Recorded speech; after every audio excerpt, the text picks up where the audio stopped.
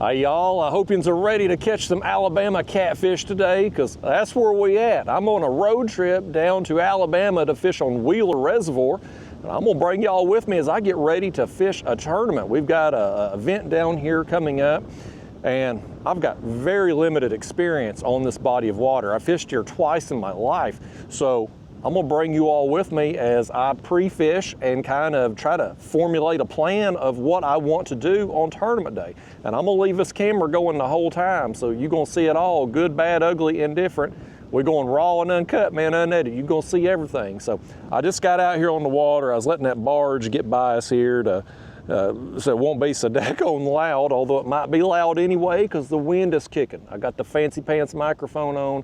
Hopefully it'll tune some of the wind noise out, but it is gusting pretty good at times today, which is part of the reason I'm fishing where I am. So I'm gonna go ahead, get y'all in the chest here while I get baited up, and then I'll kind of tell you where I'm at, what I'm doing, my thought process. Hopefully we're gonna reel in, as I about ripped my rod holder off there. Hopefully we're gonna reel in some fish out here this evening. I'm fishing the afternoon hours. We're gonna fish from, I don't know what time it is now. It's somewhere probably around 3 o'clock Alabama time. I've switched time zones on the way down here. But we're gonna fish till about dark today and see what we can get into. But I've got a cooler full of bait, fresh skipjack, I loaded up. So we're gonna suspend a couple baits and cast a couple baits out here to start with. So if you're new to my channel, this right here is my favorite bait in the world and my favorite way to fish. This is a suspend rig. It's a Carolina rig, 8-ounce egg sinker on 40-pound main line that goes to a swivel down to 80-pound monofilament. We've got a 10-aught size circle hook with the bait on there, and then a few inches below that we've got a fly. That's a Catfish Sumo bait stalker fly. Now I'm gonna lower this bait down, let it hit bottom, and then I'm gonna raise it up so that it's just off the bottom. Now right now we're 44.8 feet. The Navionics map card said this was 47 feet. So it's close to what the map card says. So that's our first bait there, as my clicker somehow got hit. We're gonna put a chunk on the same rig on the other side of the kayak and send it out, and then we're gonna cast some baits out that'll be on bottom. Let me get this one on. You can see this is a big chunk of meat here. Got the gut pocket intact for now. It just went out. It just fell out of there. I jinxed it. Most of the time on fresh skipjack, them gut pockets don't make it to the bottom anyway before they fall out, and even if they do, the small fish will be down there chewing on it in no time and have it going. So anyhow, we got our other suspend rig out there now. So those baits are setting up off bottom 2 or 3 feet. And as fish work along, they're gonna be right there in their face. Now, these other 2 rigs, they're actually dragging rigs. Although, at least to start with here today, we're gonna be just casting them out and having them on bottom.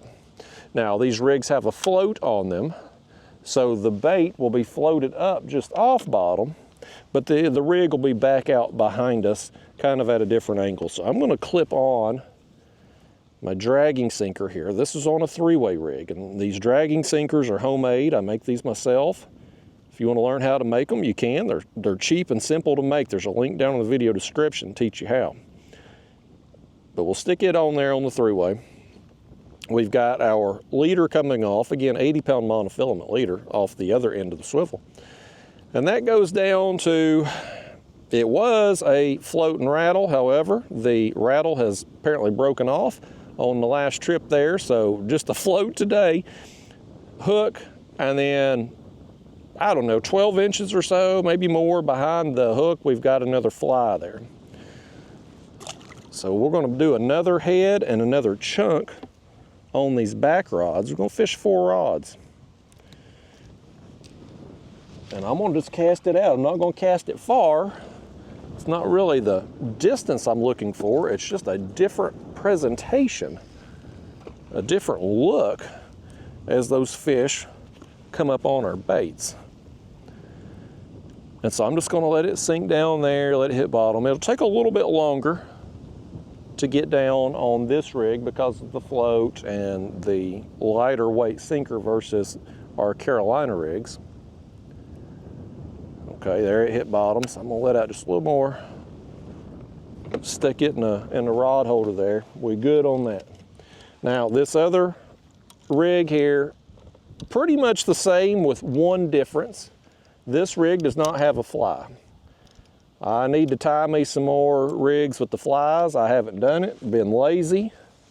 Lord knows I can't get y'all to do anything. When you come on these trips with me, you ain't gonna be tying up no rigs and bringing them with you or bringing bait or nothing else, so I ain't got around to it, folks. We're gonna make do with what we got.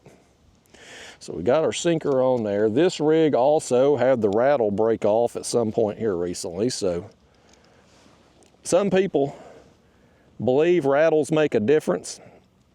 Me, I don't. I put them on. I don't think they hurt anything, but I've never been convinced that they help anything. I don't think they hurt, which is why I put them on. But I don't think they necessarily help anything either. I've caught a lot of fish in my life without the use of any rattles. Both anchored, suspending, and dragging, I've caught fish without rattles. So not 100% certain that it makes a difference. And so the fact that we don't have it today hasn't broken my confidence one nary bit.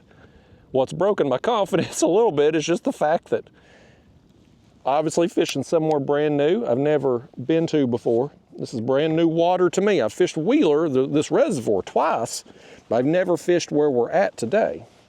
And so it's going to be a learning experiment here today, a learning experience for me and you both, unless you fish here all the time, then you probably know way more than I do. But by the time this video comes out, my tournament's done and over with anyway, so it could be no help to me if you do have some inside information. I wanted to wait to post these pre-fishing videos until after our tournament's over. That way I don't give away any information to the competition, you know, regardless of whether I do good pre-fishing or maybe we don't do very good today. Obviously we did somewhat good for you to be seeing this video. It wouldn't have got posted if we didn't catch some fish, right? So there's you some inside knowledge that I don't have at the present time.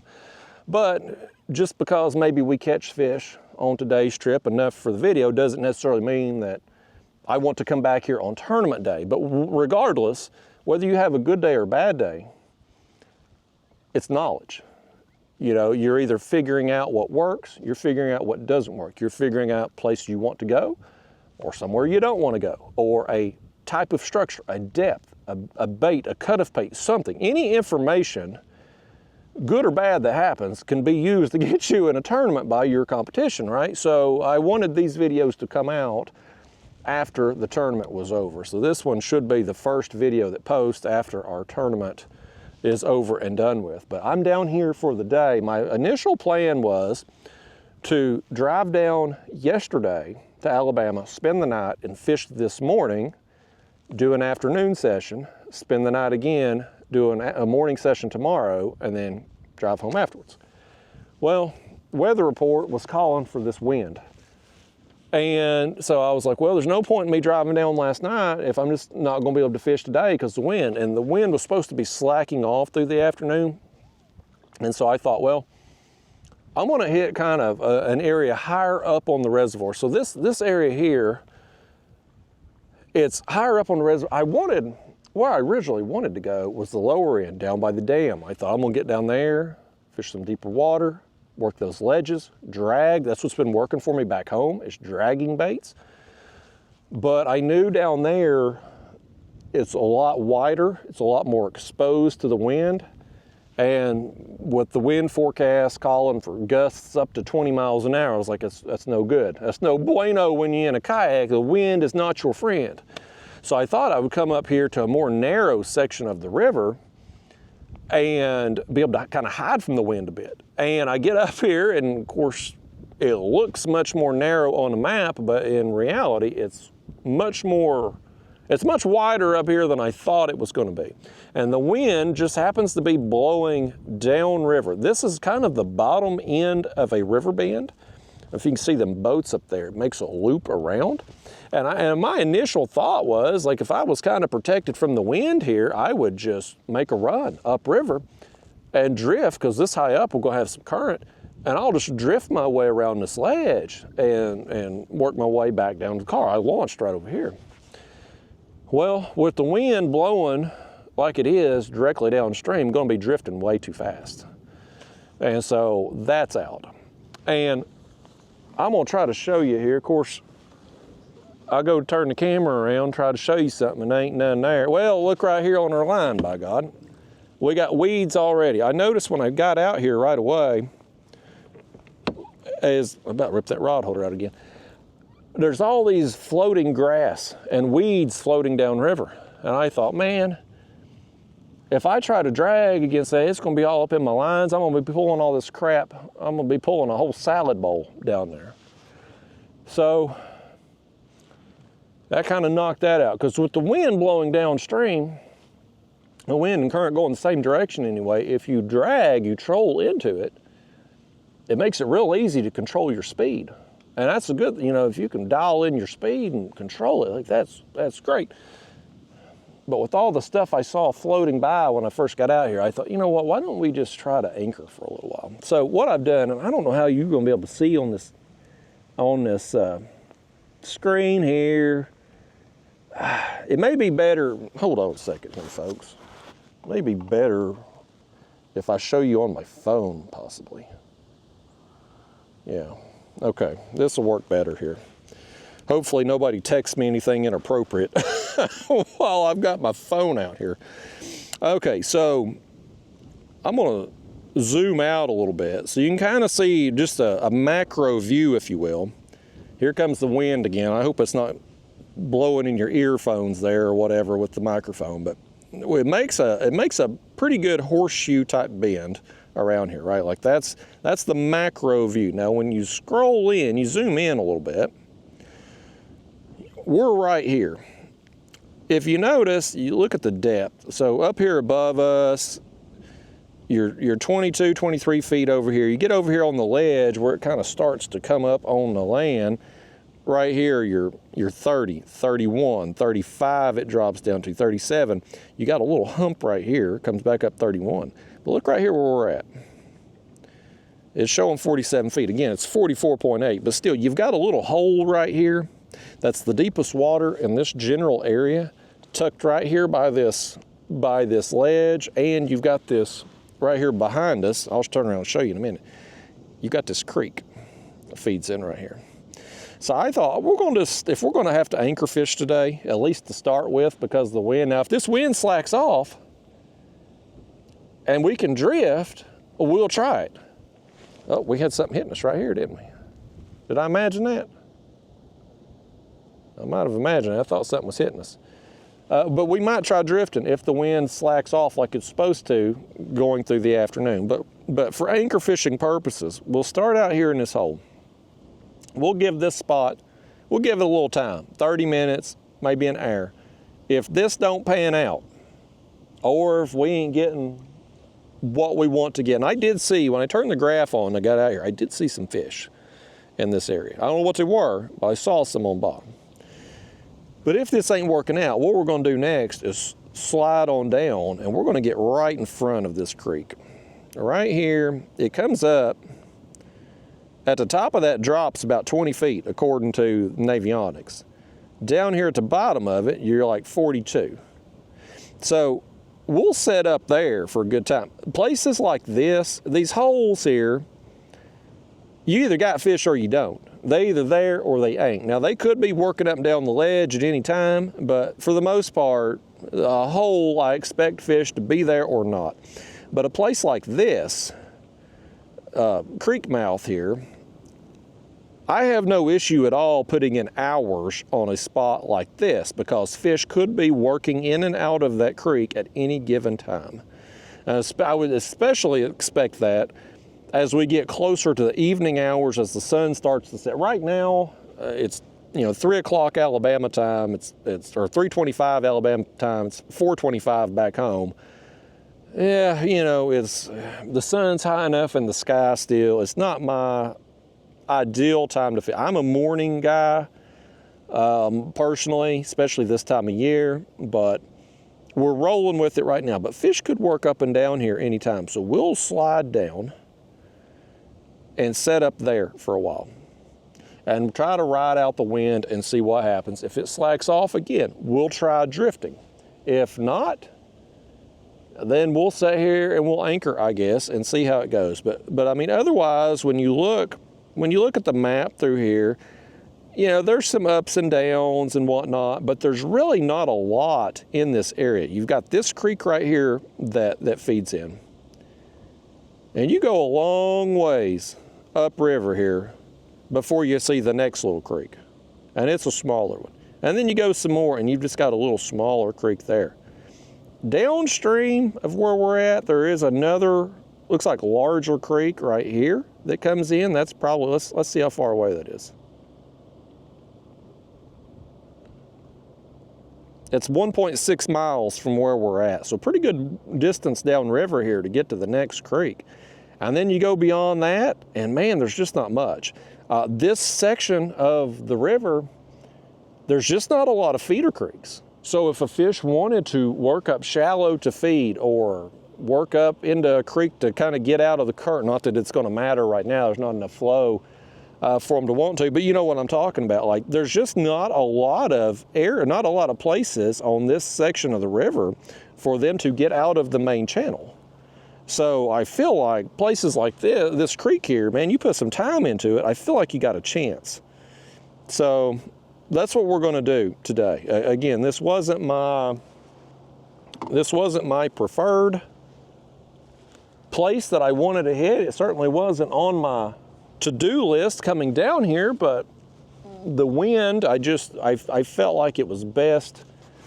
And we called an audible out here. We're on to plan B, really I guess plan C. The fact we're anchored, we're not even drifting like I'd wanted. We're not dragging like, hell, this might be plan D. But regardless, we're going to make the most of it out here. That's fishing. If you go on a road trip somewhere, you go on a vacation and you're going to be fishing, or you're a tournament fisherman and you've got set tournament hours on a specific date, you got to play the hand you're dealt. Mother Nature ain't always going to be cooperative. So you just got to make the most of the conditions as you have them.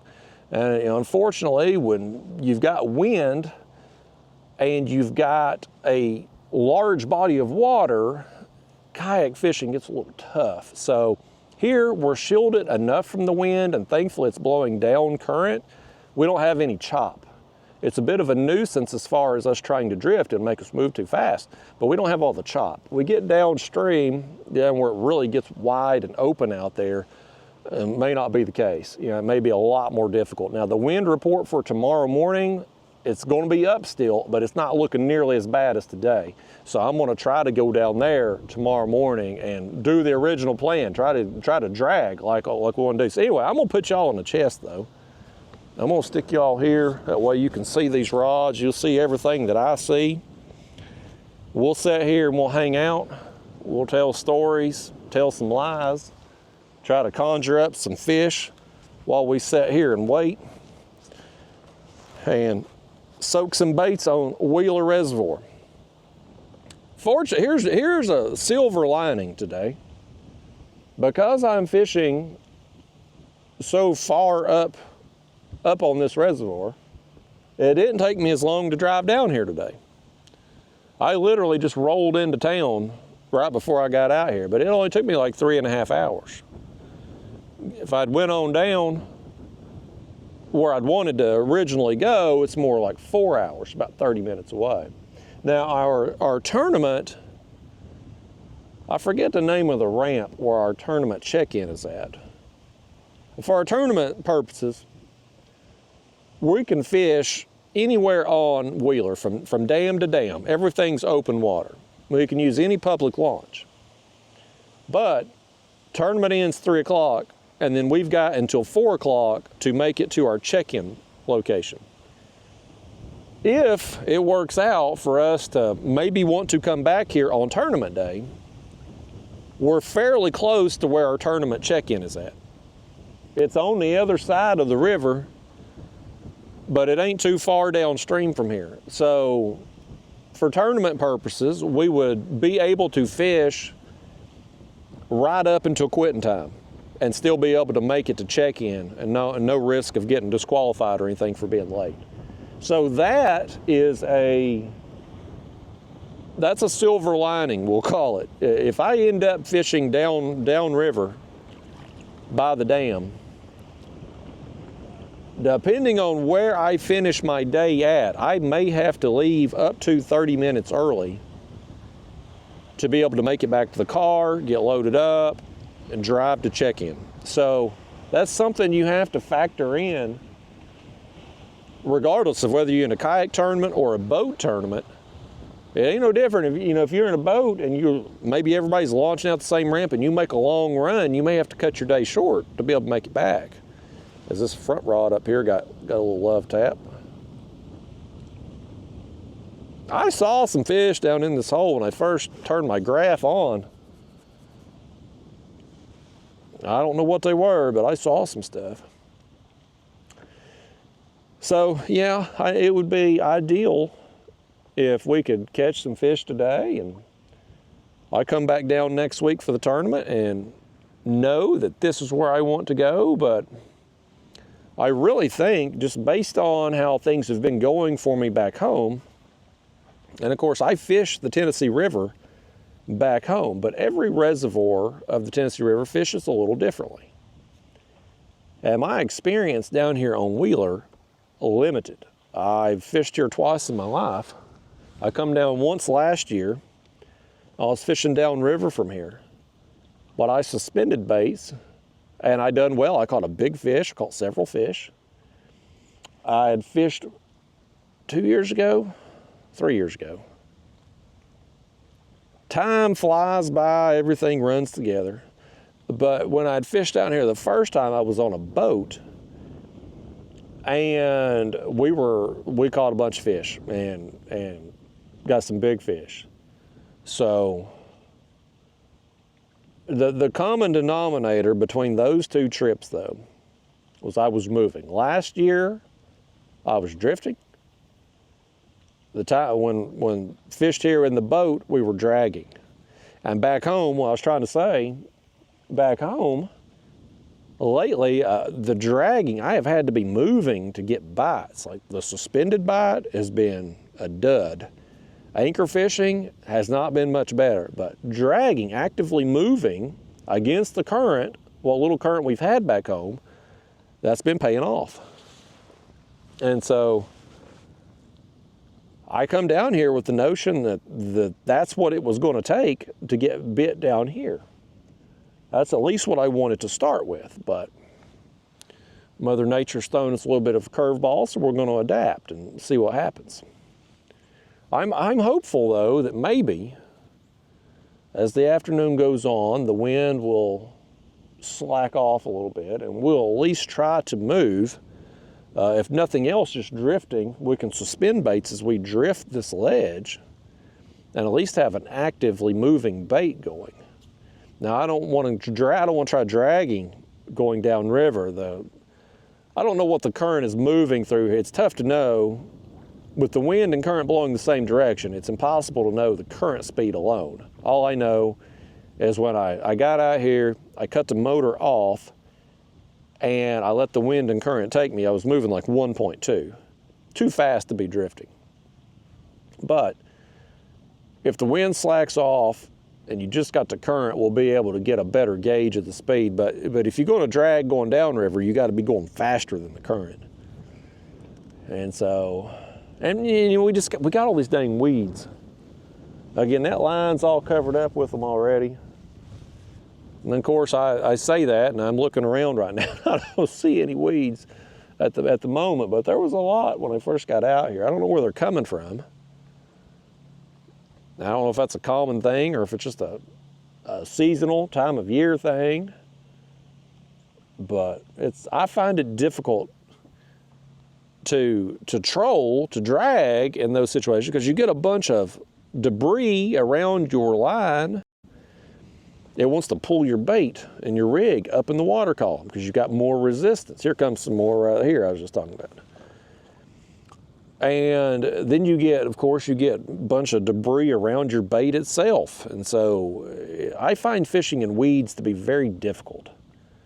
I would rather, in situations where you got a bunch of weeds, I would rather anchor, have my baits on bottom, or suspend like we're doing now. That way the weeds they get caught up near the top of your line. They're not down there near your bait.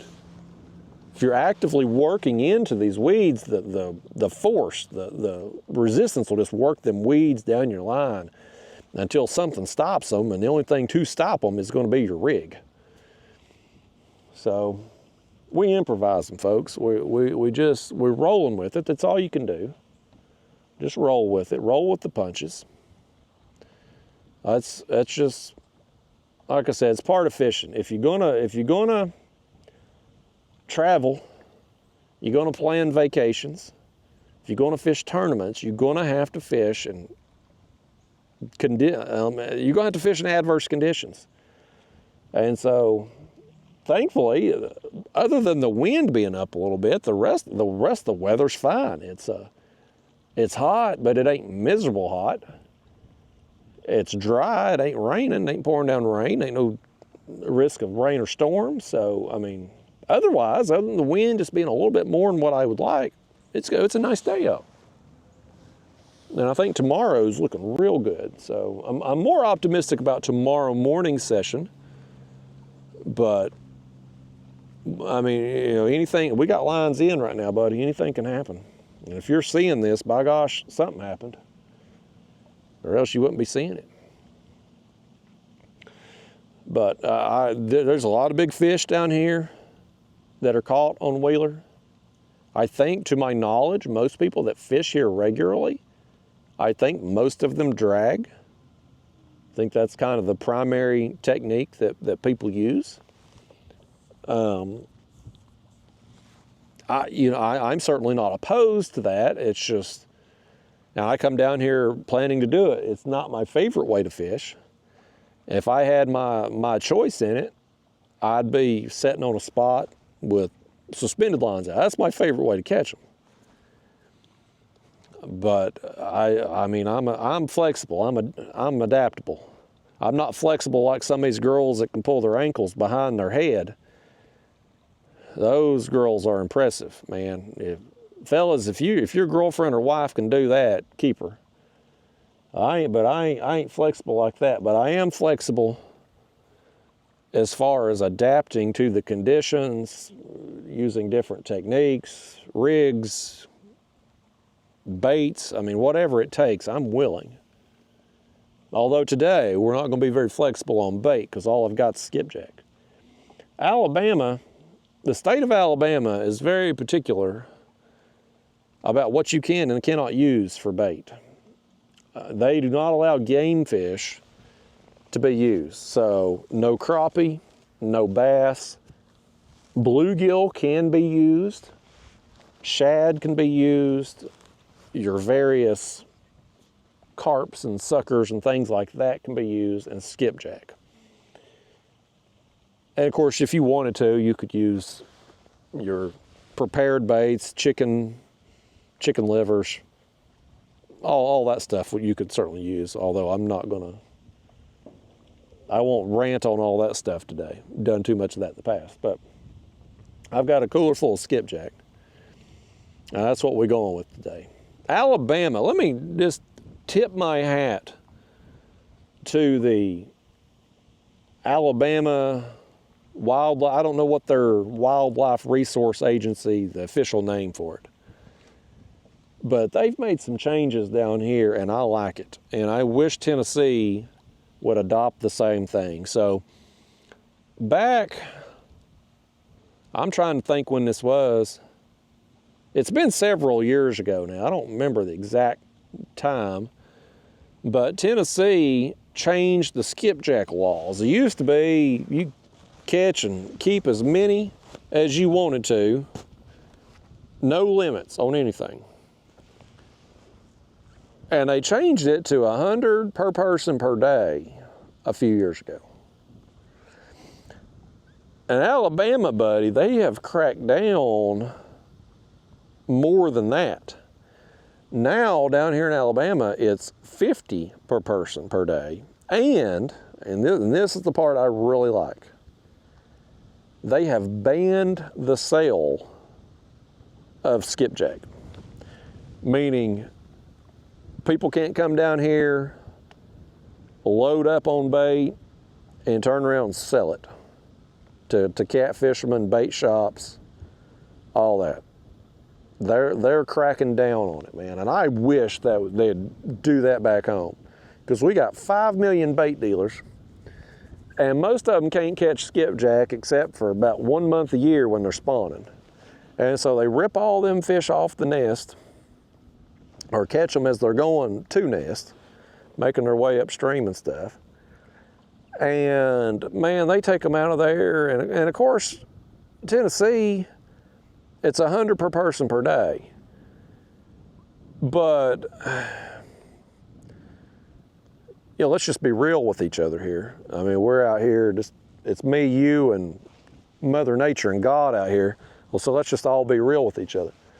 People ain't following that. The only people that follow the law are the honest people, okay?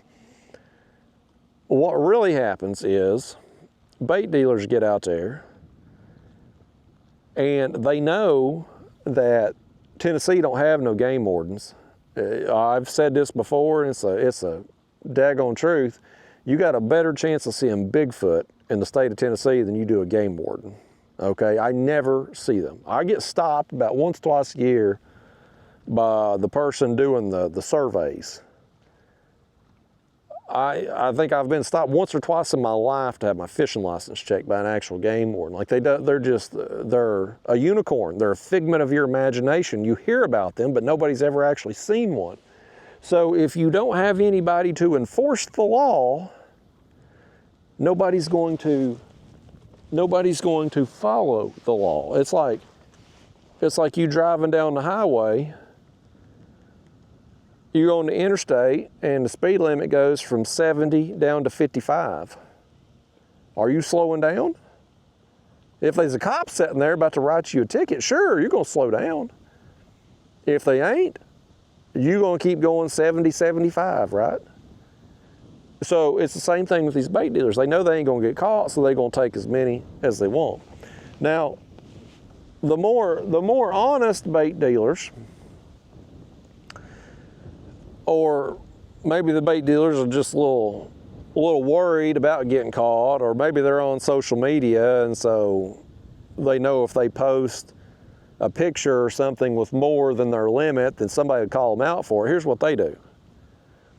They'll get their wife or their girlfriend and 3 or 4 kids and put them on the boat. Well, so now guess what? If you got your wife and 2 kids out there, the limit just went to 400, right? Because it's 100 per person per day. And if you got 4 people in the boat, well, now you can have 400. So that's how they skirt around it. And it's just, it's a resource. It's not an unlimited resource.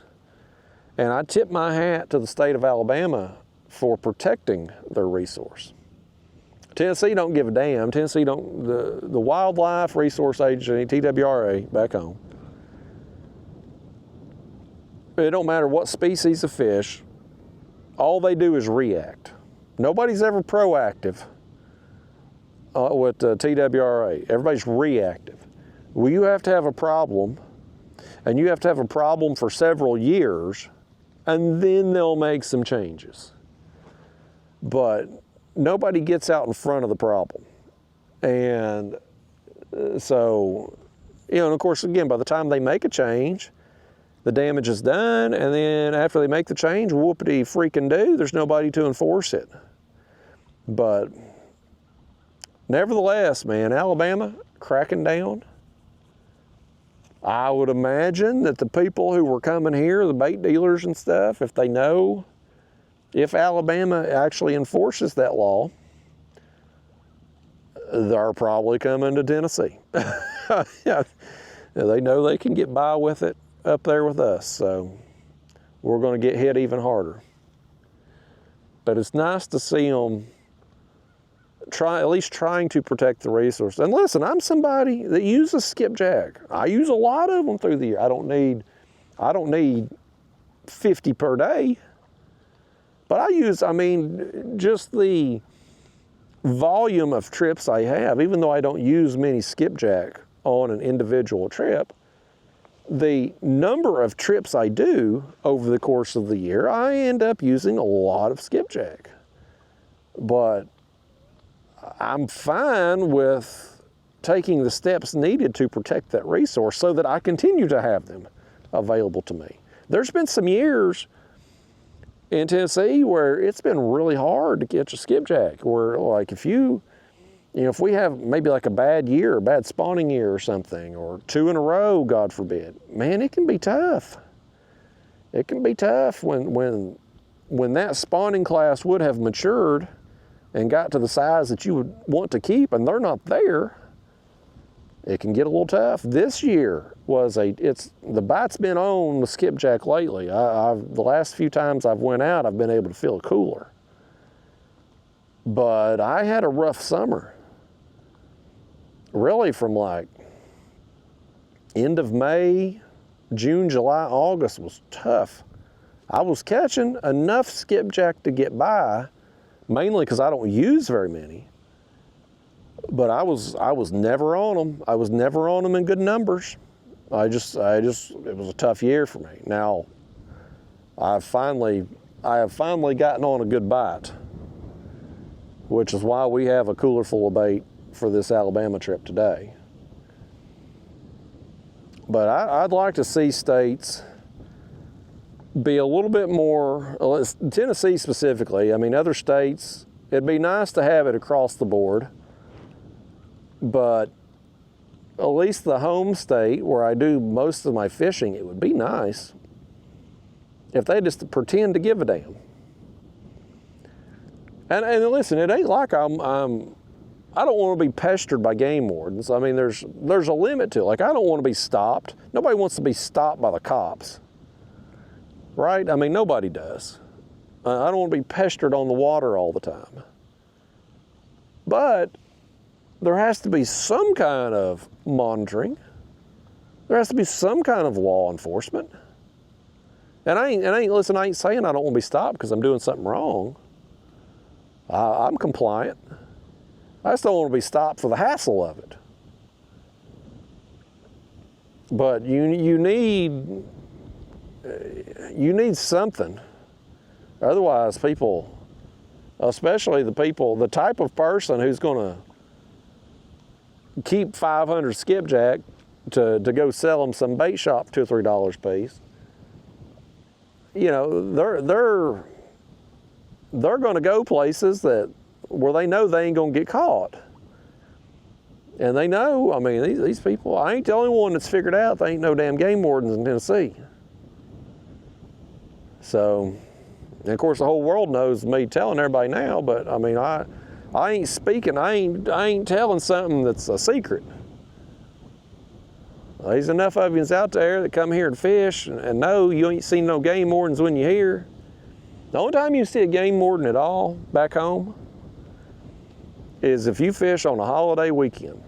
Memorial Day, Labor Day, you know, 4th of July, your bigger holiday boating days. And of course they're out there, they're not monitoring for people, fish poachers or nothing.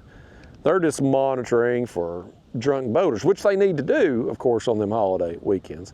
But you just don't see them any other time. So I don't know what a solution is, but again, it's nice to see a state like Alabama being proactive, because as far as I know, the skipjack fishing down here has remained good. Like, I don't think they're being reactive to where like their population's being cleaned out and they're trying to make changes to get it back like that. To my knowledge, people do really good catching skipjack down here.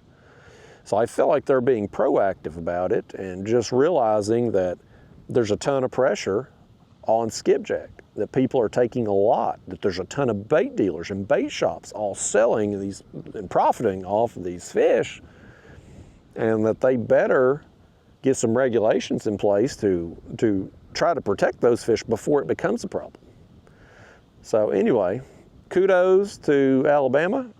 Tip my hat to you. Hope Tennessee's taking notes. So far today, though, the skipjack here is not performing well for us. We've got a couple taps, not much else. So what do you say? It's been 40 minutes on the camera time here, although I didn't get baits down right away. Let's reel in our back lines, and we'll just drift down to in front of this creek mouth and put in some time there. Whatever I saw on the graph in this hole, they're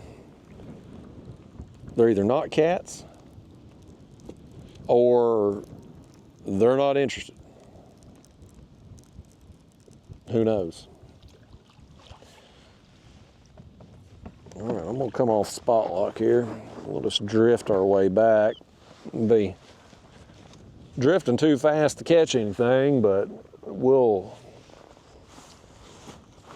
get down there. And it'll give us an idea too as far as the speed right now with the wind. The wind's not gusting right now. It's just, it's actually not blowing very hard at all at the moment. But boy, when it kicks up, it's got some gust to it. Yeah, 0.9.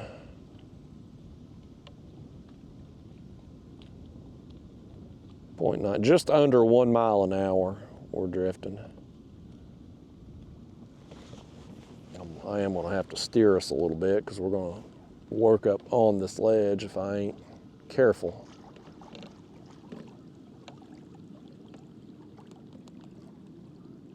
There we go, let's push us out that way. Yeah, we're just gonna set in front of this creek. Places like this, I love to fish, especially in the spring and the fall. Now water temps here, still looks like surface temp, still 82. So it's still Alabama south of us, so more southern climate. I imagine fall takes a little longer to get going down here. I imagine they're probably, I'd say their weather and climate, everything's probably, what, 2 weeks to 4 weeks behind us in Tennessee, probably. That'd be my guess. I've not fished down here enough to know as far as just the state of Alabama, aside from Wheeler here, where I've spent virtually no time, just 2 trips. But I fished some in Alabama. I fished on Wilson, I fished on Pickwick. I'm going to get to Gunnersville at some point. That's on my to-do list. I'd like to get there in the spring when the flathead bite is on. That would be my ideal time to go. I'm watching that graph as we move along here. I'm gonna get us cozied up on the edge of this ledge. I've seen 2 fish now just off the bottom. But there's another one. Don't know what they are, but there are some stuff here. 39. Yeah, I'm just gonna turn us around right here. What I want to do is use that graph in conjunction with the map card to just kind of confirm where I think I am. So I've got that live scope pointing forward, and when we see that land, the ledge starting to creep up, we're going to hit the spot lock because we'll know we're on the edge of it. I've got it looking out like 40 feet in front of us. We're just going to cozy up over here. It's got a nice point that comes off right here.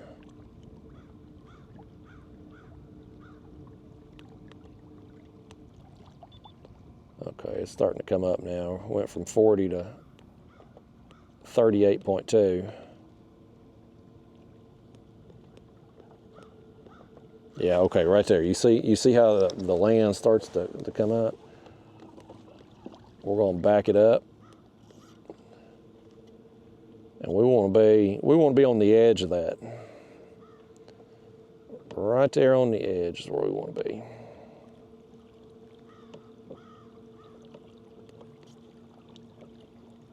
I'm going to back us off till we hit about 30 right there. Okay. We'll let the kayak get settled. We'll cast these other lines back out, and we'll drop these other lines back down, get them set properly, proper depth. Yeah, it's up a little. It was up. I need to adjust that. This one here, where the heck is it at? I got it around the transducer, apparently. Y'all done got yourself caught in the dang transducer. Okay, right there. Send that out. Now let's cast this one back out here behind us. Again, I ain't making a long cast. I mainly just want it back there just for a different presentation. It does seem like that wind is slacking off a lot, though. It was supposed to get way better as the day went on. This morning was, at least the forecast anyway, was going to be way more than what I wanted to deal with anywhere, which is why I waited to come down. But at least now, fishing this afternoon, we'll fish, hopefully get 4 hours, 5 hours in before dark, and then I'll do a 4 or 5 hour session in the morning before driving back home. Get 2 sessions in. If we anchor today, hopefully drag tomorrow, we can at least hopefully figure out a technique, hopefully figure out a depth, and I mean, worst case scenario, we don't do any good. We ruled out a couple places. So that's what you gotta do, man. You fishing somewhere new. Back home, when I fish somewhere back home, I kind of, at this point in my life, I fish so much, I kind of know not only where to go, but what to kind of look for, what types of places to go to. When you go somewhere new, you kind of just you gotta be flexible. You gotta be willing to mix things up, and because there's been some places. I'll tell you a story. About this time last year, when did we fish Kerr Lake last year in the tournament? I want to say we were there in August last year. So a little over a year ago. I'm over there at Kerr Lake, North Carolina. It's on the North Carolina-Virginia border. And I'd never fished there before. It was like this. I showed up, I've got map card and just a positive attitude and a will to succeed. That's what I showed up with. But I had looked at the map, and the way that river, I forget the name of the river, it's the Roanoke River maybe, that runs through the reservoir there at Kerr Lake. I'm wanting to say it's Roanoke River. I could be telling you a lie. But anyway, when you pull it up on a map, it looks a lot like what I fished back home on Watts Bar. You've got a deeper river with a lot of long creeks and backwater bays and stuff. Like it looks, on a map, it looks very similar to what I fish at home. And I knew that tournament, it was in August, and right there was something popped up right in front of us. I don't know what it was. Oh, it's over there. What is that?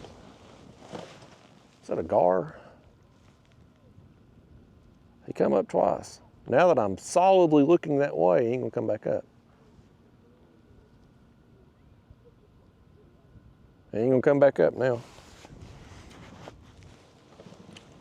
But anyhow,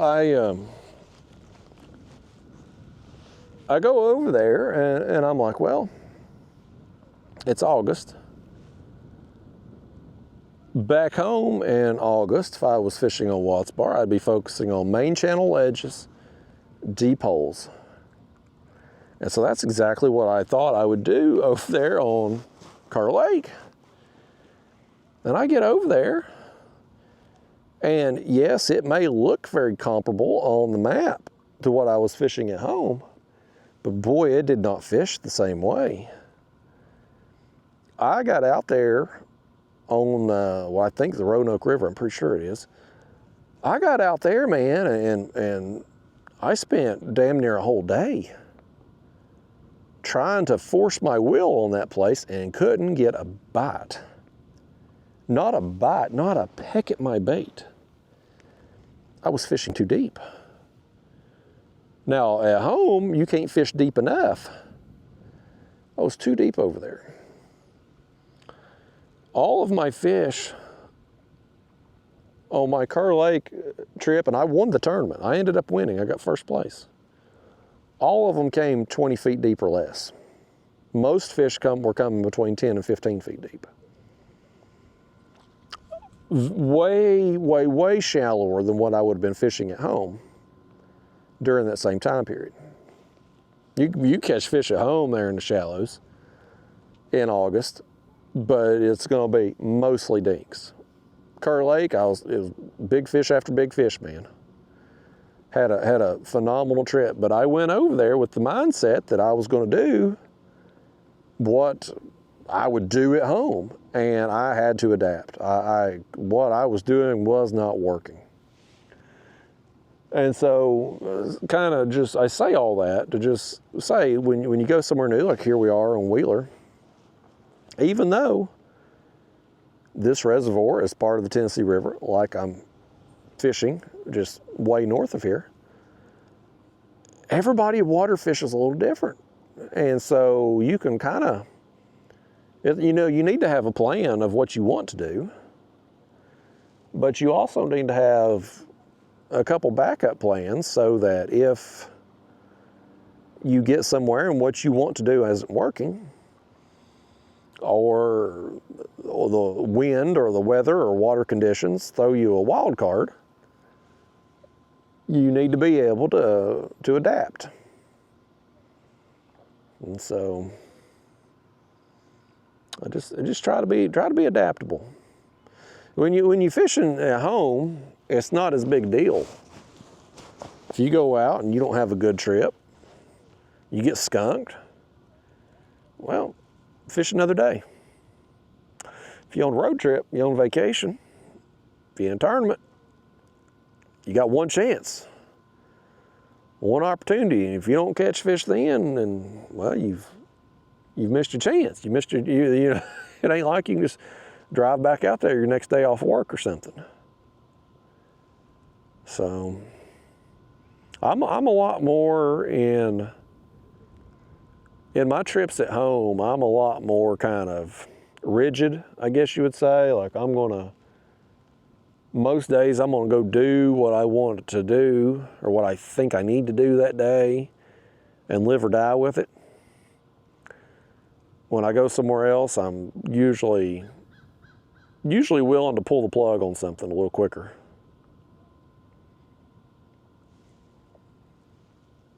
That wind right now, man, it is flat calm. Just barely, you see it barely blowing up in the trees. Like it's really slacked off.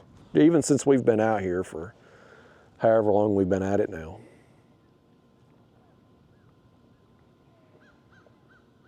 I wonder what the current would have us moving if the wind's like this.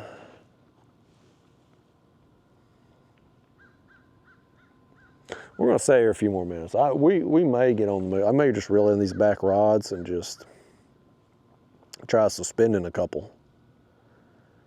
Go for a little drift. And coming down through here, I mean, and I don't know how well you can see there on the graph, the glare and everything. Maybe I'll pull up my phone again. Might be easier to kind of show you what I'm wanting to do here, potentially. What do we got? No, I don't care about no updates. When you look at the river here, you've got the ledge, and of course you've got some other contour lines out here where it changes a little bit, but most of the depth changes occur right on the edge of this ledge, right where the land comes off. You've got the steep drop, and then it kind of bottoms out here, you know, and you get over further than the you got it's not the main drop is right here along the land.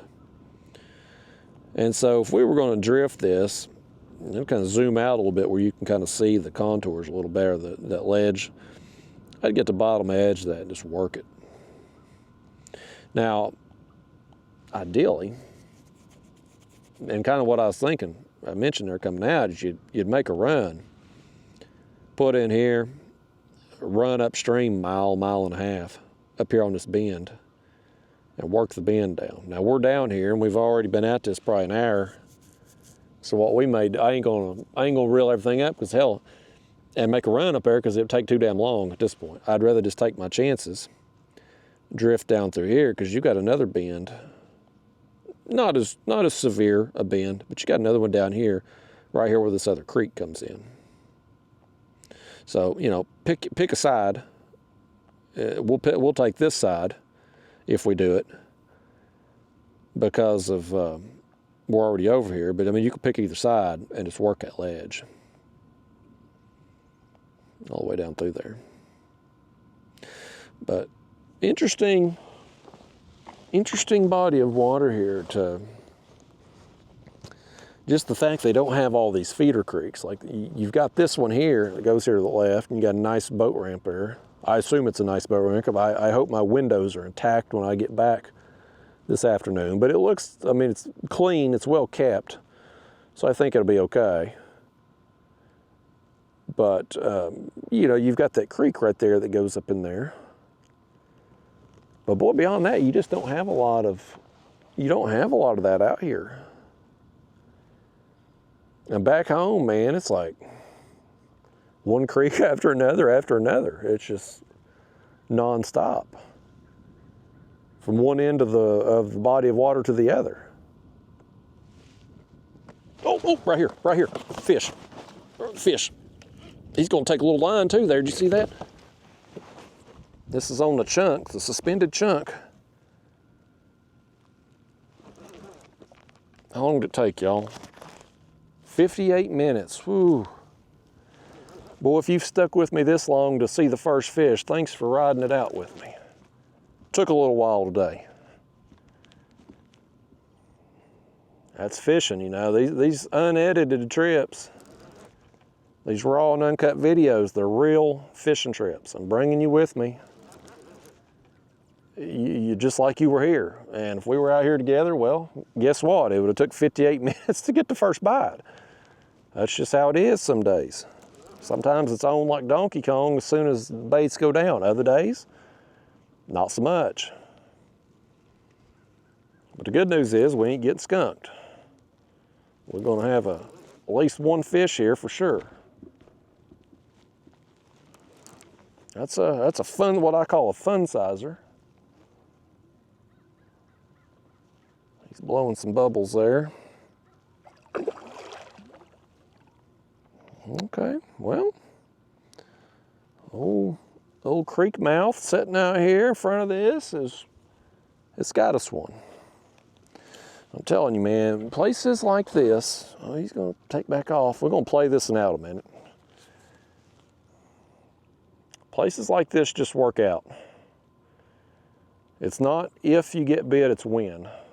It's a matter of putting in some time on them. And they really, I like creek mouths. I like them the most in the spring and the fall. There's never a bad time to fish one, ever. 7 days a week, 365, you're gonna have a chance if you fish in creek mouth. But spring and fall, you do get more, shallow movements from these fish. They go more shallow more frequently. And so they work up into the creeks a little more, or up on shallow flats. Whereas in the summer and the winter, I think fish oftentimes, especially summertime, wintertime, you get some warm days, you can get some fish moving up in the shallows, but summertime especially, they tend to be tend to stay a little deeper, it seems like. Let's go ahead and get this thing landed here. Don't worry, I'll land it. I know I ain't gonna get no work out of y'all today. You just out here watching me struggle, catch fish, won't lift a finger to help. Can't get you to do nothing. Can we, fish? This fish, he said he wanted y'all to land him. He said he got tired of waiting on you, so he'll just let me do it. Okay, fish. Time to calm it down now. You're gonna come in here and act like somebody. I didn't set my front camera mount up, fish. Okay. Now you laying on that line there, fish. That's okay. Making all kinds of racket, ain't I? Where is my camera mount? There it is. I thought, man, surely that thing didn't blow out going down the interstate. Let me set y'all up here, make this fish's day, and take its picture, would you? Come on. I'm gonna make this fish famous.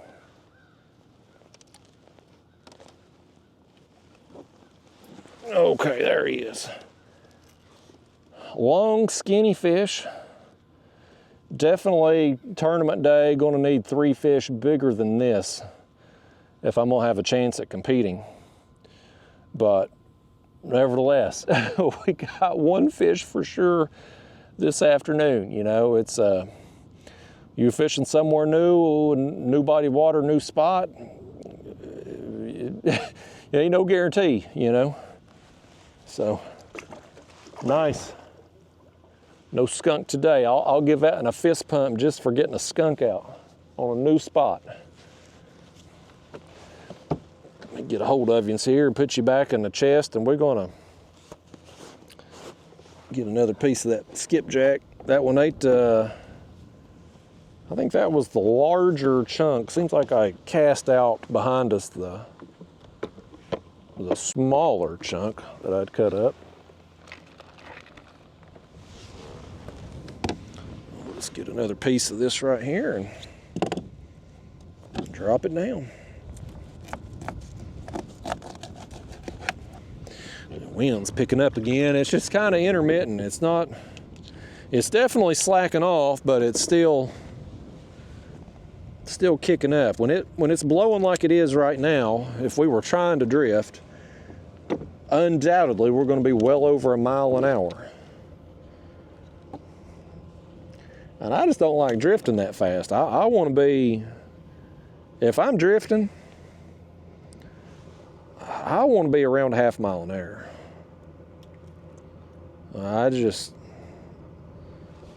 I've caught fish going faster than that, 0.8, especially when the water's warm. You know, hell, last year dragging over at Kerr Lake, I was catching them 0.8 to 1 mile an hour. And you had to be moving that fast to trigger a bite, it seemed like. But for the most part, I want to be dragging, drifting slow. I want to be dragging slow too most times, but it's just tough to do when wind and current go in the same direction. Can't really do much to control it in that situation. Let's throw the rest of that skipjack there behind us. Wash our cutting board off. Got all that nastiness there on it. We back in the game again. All 4 lines back out. We'll hold off a little bit on switching out them other baits. You could make an argument it could be done now, but since nothing's really messed with them, as this barge goes by, since nothing's really messed with those baits, we'll give it another 20-30 minutes before we switch those out. The water's warm, you've got some current, tends to wash out the baits a little quicker, but the fact we ain't had a bunch of dinks sitting there pecking on them tells me they ought to be in pretty good shape. When we had reeled everything up, when we come down here, they looked okay, them 2 that we had reeled up, so. That's the Harley Hall. Harley Hall, that's hard to say. Yeah, I've lived I'm 42 years old. I don't recall ever meeting anybody named Harley. That barge is named Harley. Everybody's heard of Harley Davidson motorcycles. There's Harley Quinn from Marvel there, or DC. No, Harley, that's DC, ain't it? That's like Batman and Joker. That's DC Comics.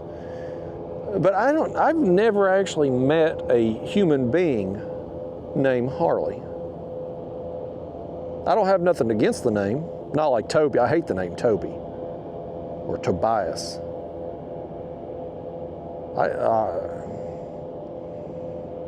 If somebody comes up and introduces themselves to me and their name's Toby, like I don't ever try to be rude to anybody, but I just can't deal with the Toby.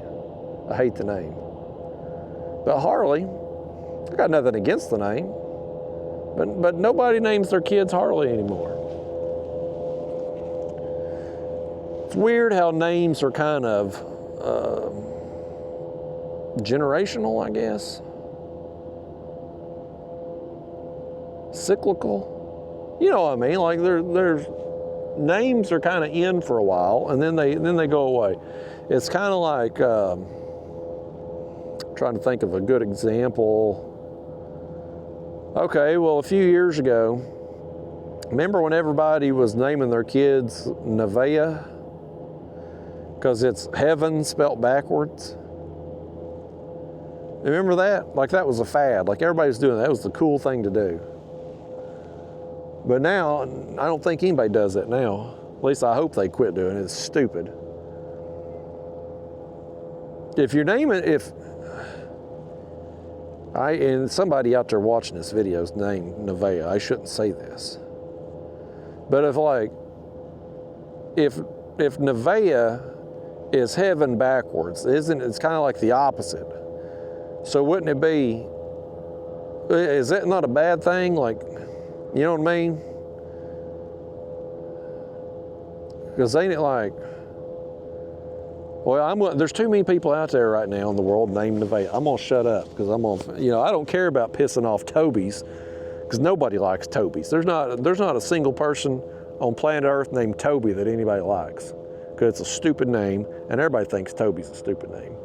But Nevaeh, I think Nevaeh is a pretty dumb name too, but it was a fad at least for a while. Like it was the cool thing to do to name your kid Nevaeh. So there's a lot of them out there. So as many of them got named Nevaeh, there's probably 1% to 2% of my audience named Nevaeh. That's too big a percentage. The Tobys is such a small percentage of a percentage. And plus they're named Toby, you can't care about them anyway. Clearly their parents didn't care about them, they wouldn't have named them Toby. What a dumb name. I'll tell you something else that's dumb. Let me tell you what I did. Yesterday, I went out to my shed, and it was a path I've walked how many times in my life? A bunch. But recently I had some work done at my house, and I talked about this on video. I'd hired this woman, operates this machinery, heavy machinery, do some land work for me, clearing off some brush and smoothing it up, getting ready to sow grass. And she had also fixed my driveway and brought in some gravel. And so she'd, one of the places she had put some gravel for me is under my lean-to on my shed. I'd had a lean-to built on back in the spring, and it's just been kind of a mud / weed floor on that lean-to since then. And when it rains, the little bit of rain will blow in there and it splatters mud all over everything. And so I wanted some gravel in there. And so anyway, she done that. She did a fine job, and I'm very happy with that woman's work. But I guess when we were having that gravel spread and stuff, I guess maybe it threw one, because you know how it is, you get a roof put on. When they done the lean-to for my shed, they obviously put a roof on it, but they also replaced the actual roof of the shed. Anytime you have any roofing work done, you're gonna have some nails in your yard and driveway and stuff. It never fails. All these people that do that kind of work claim they'll take a magnet and go over it, but they do. Every one of them has always done a half-assed job. Everybody I've always known, they always get nails and tires and stuff. So anyway, I thought I had them all, but apparently when we moved that gravel and stuff, I must have kicked one out. And anyway, I'm walking through there, and I'll be damned if I didn't step on a nail. And I had flip-flops on. So, you know, it went right through the flip-flop and into my foot. And so it's kind of, right there's the puncture mark. Them girls at the Asian spa shave that part off. When I go get my toes done, they shave that corn off too. But that's a puncture mark right there. That nail went in there. And I probably need me a tetanus shot, but I got fish to catch, so I don't even remember when I got a tetanus shot last. I'm sure I'm well beyond it's supposed to have one every 7 to 10 years, and the fact I can't remember when I had one tells me it's probably been longer than 7 to 10 years. And it was a rusty nail that went in, so probably need a tetanus shot, but again, we got fish to catch, priorities. At least my foot, it hurts, but it don't look infected or anything. If I get the lockjaw from getting tetanus, I'm gonna be in bad shape trying to do these unedited videos with me having to carry this conversation. I can't ever get y'all to talk on here, so if I end up with lockjaw, we're in trouble. I'm gonna be sitting out here in silence. You ever seen anybody with lockjaw? I ain't never seen anybody that's had it from tetanus. But I've seen people with lockjaw from Haldol. Haldol's a psychiatric drug. And, you know, if somebody's, a psychiatric patient or something, I don't know if that's the drug of choice now, but back in the day, it used to be you give them some Haldol and some Ativan, calm their ass down. Well, every once in a while, you'd have somebody have a reaction to that Haldol, and they'd get the lockjaw. It's pretty intense, man. Somebody gets it. You can give them other drugs and alleviate the symptoms, but while they're going through it, I tell you what, man, if the Haldol, if the drug itself don't calm their ass down, the fact that their jaws clamp shut, that'll calm them down. It's something though. But my entire nursing career, I never seen anybody with tetanus. Gave a lot of tetanus shots, certainly. Anybody come to the ER and they'd had a laceration, a puncture wound, something like that, we'd usually give them a tetanus shot if they either hadn't had one recently or didn't know if they'd had one. Everybody got a damn tetanus shot. It's one more thing they can bill you for in the ER, but I never actually saw anybody with tetanus or lockjaw from tetanus. Beyond, I mean, this is one of them things, like, you know, I should probably know, but I don't even know what all tetanus would cause, other than lockjaw. Like, I don't even know what it do to you, because I never see it. It's one of them things. It's one of them things we pretty much eradicated, I guess. Like polio, smallpox, things like that just kind of been eradicated for the most part. You know, I mean, I think smallpox has been completely eradicated, but other than what they grow in the labs. But polio, I think, is pretty rare nowadays. There might be some people in other countries that get it, but I don't think United States, I don't, it's probably not zero, but it's mostly gone, thankfully.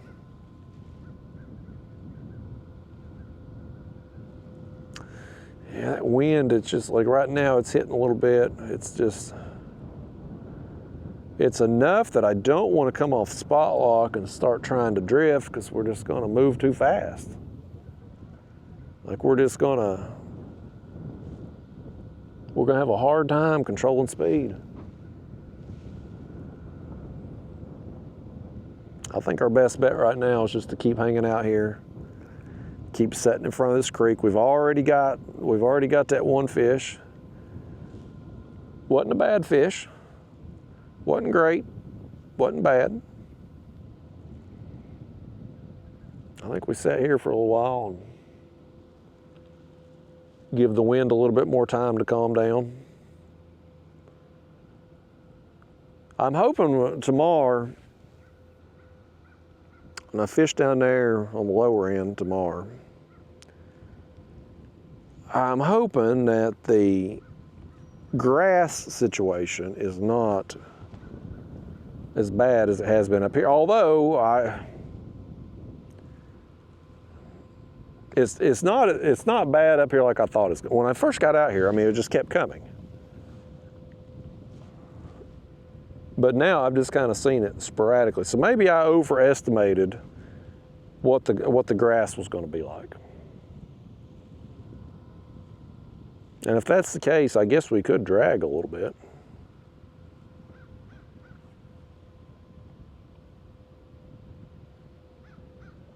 I don't know, going through here, like having not fished here before, I don't know what kind of the bottom is like. Is there a bunch of debris through here? Is it rocky? Is it muddy? Like when we start dragging, like what are we going to be pulling through? Are we going to stay snagged the whole time? Like I don't know.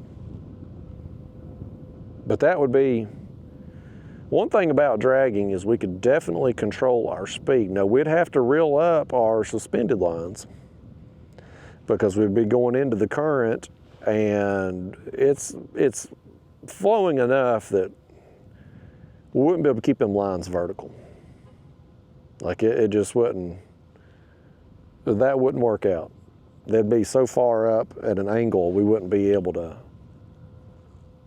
fish effectively. We just have to reel those up and just drag. Just like if we were drifting, we'd just reel up the dragging lines and just use the suspended ones. Which, I mean, and y'all have heard me talk about this before, I'm of the belief that it's better to have less rods and less bait in a productive area than to just be fishing with maximum number of rods and baits. If you're and y'all have seen this in videos of mine in the past, if you are where you need to be when you need to be there, 2 rods is plenty enough to keep you busy. If you're in the right place at the wrong time or just the wrong place altogether, you ain't gonna get bit, no matter how many rods you got. You can't catch fish that ain't there, whether you got 1 rod or 15 out. But I had brought 4 today because I wanted to be flexible as far as what we were going to do. If we're going to drift, then I wanted rigs already tied on. If we're going to drag, I wanted them already tied on. And so having 2 of each, I was prepared. And when I made a decision that we were going to anchor, at least to start with here, then why not throw out all 4? 4 is about all I want to fool with in a kayak. I know some of these guys are running 8 and 10 rods now. They're pulling, the planer board guys are anyway. And for me, you get that many rods, I mean, hell, think how much extra bait you got to catch just to bait all them hooks. You try fishing with that many rods, it just ain't gonna be fun for me. I like 2 to 4, and that's plenty. Some of my best trips have been with just 2 rods. I've had some really good ones this year. Some of them trips down to Chickamauga there in the spring, 2 rods anchored down. And places just looks almost like this, to be honest with you. Right in front of creek mouths and stuff. Like, man, just wear the fish out.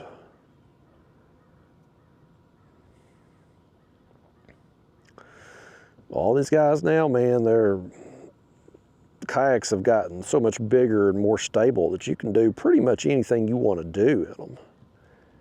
So the people that like planer boards, they're not held back.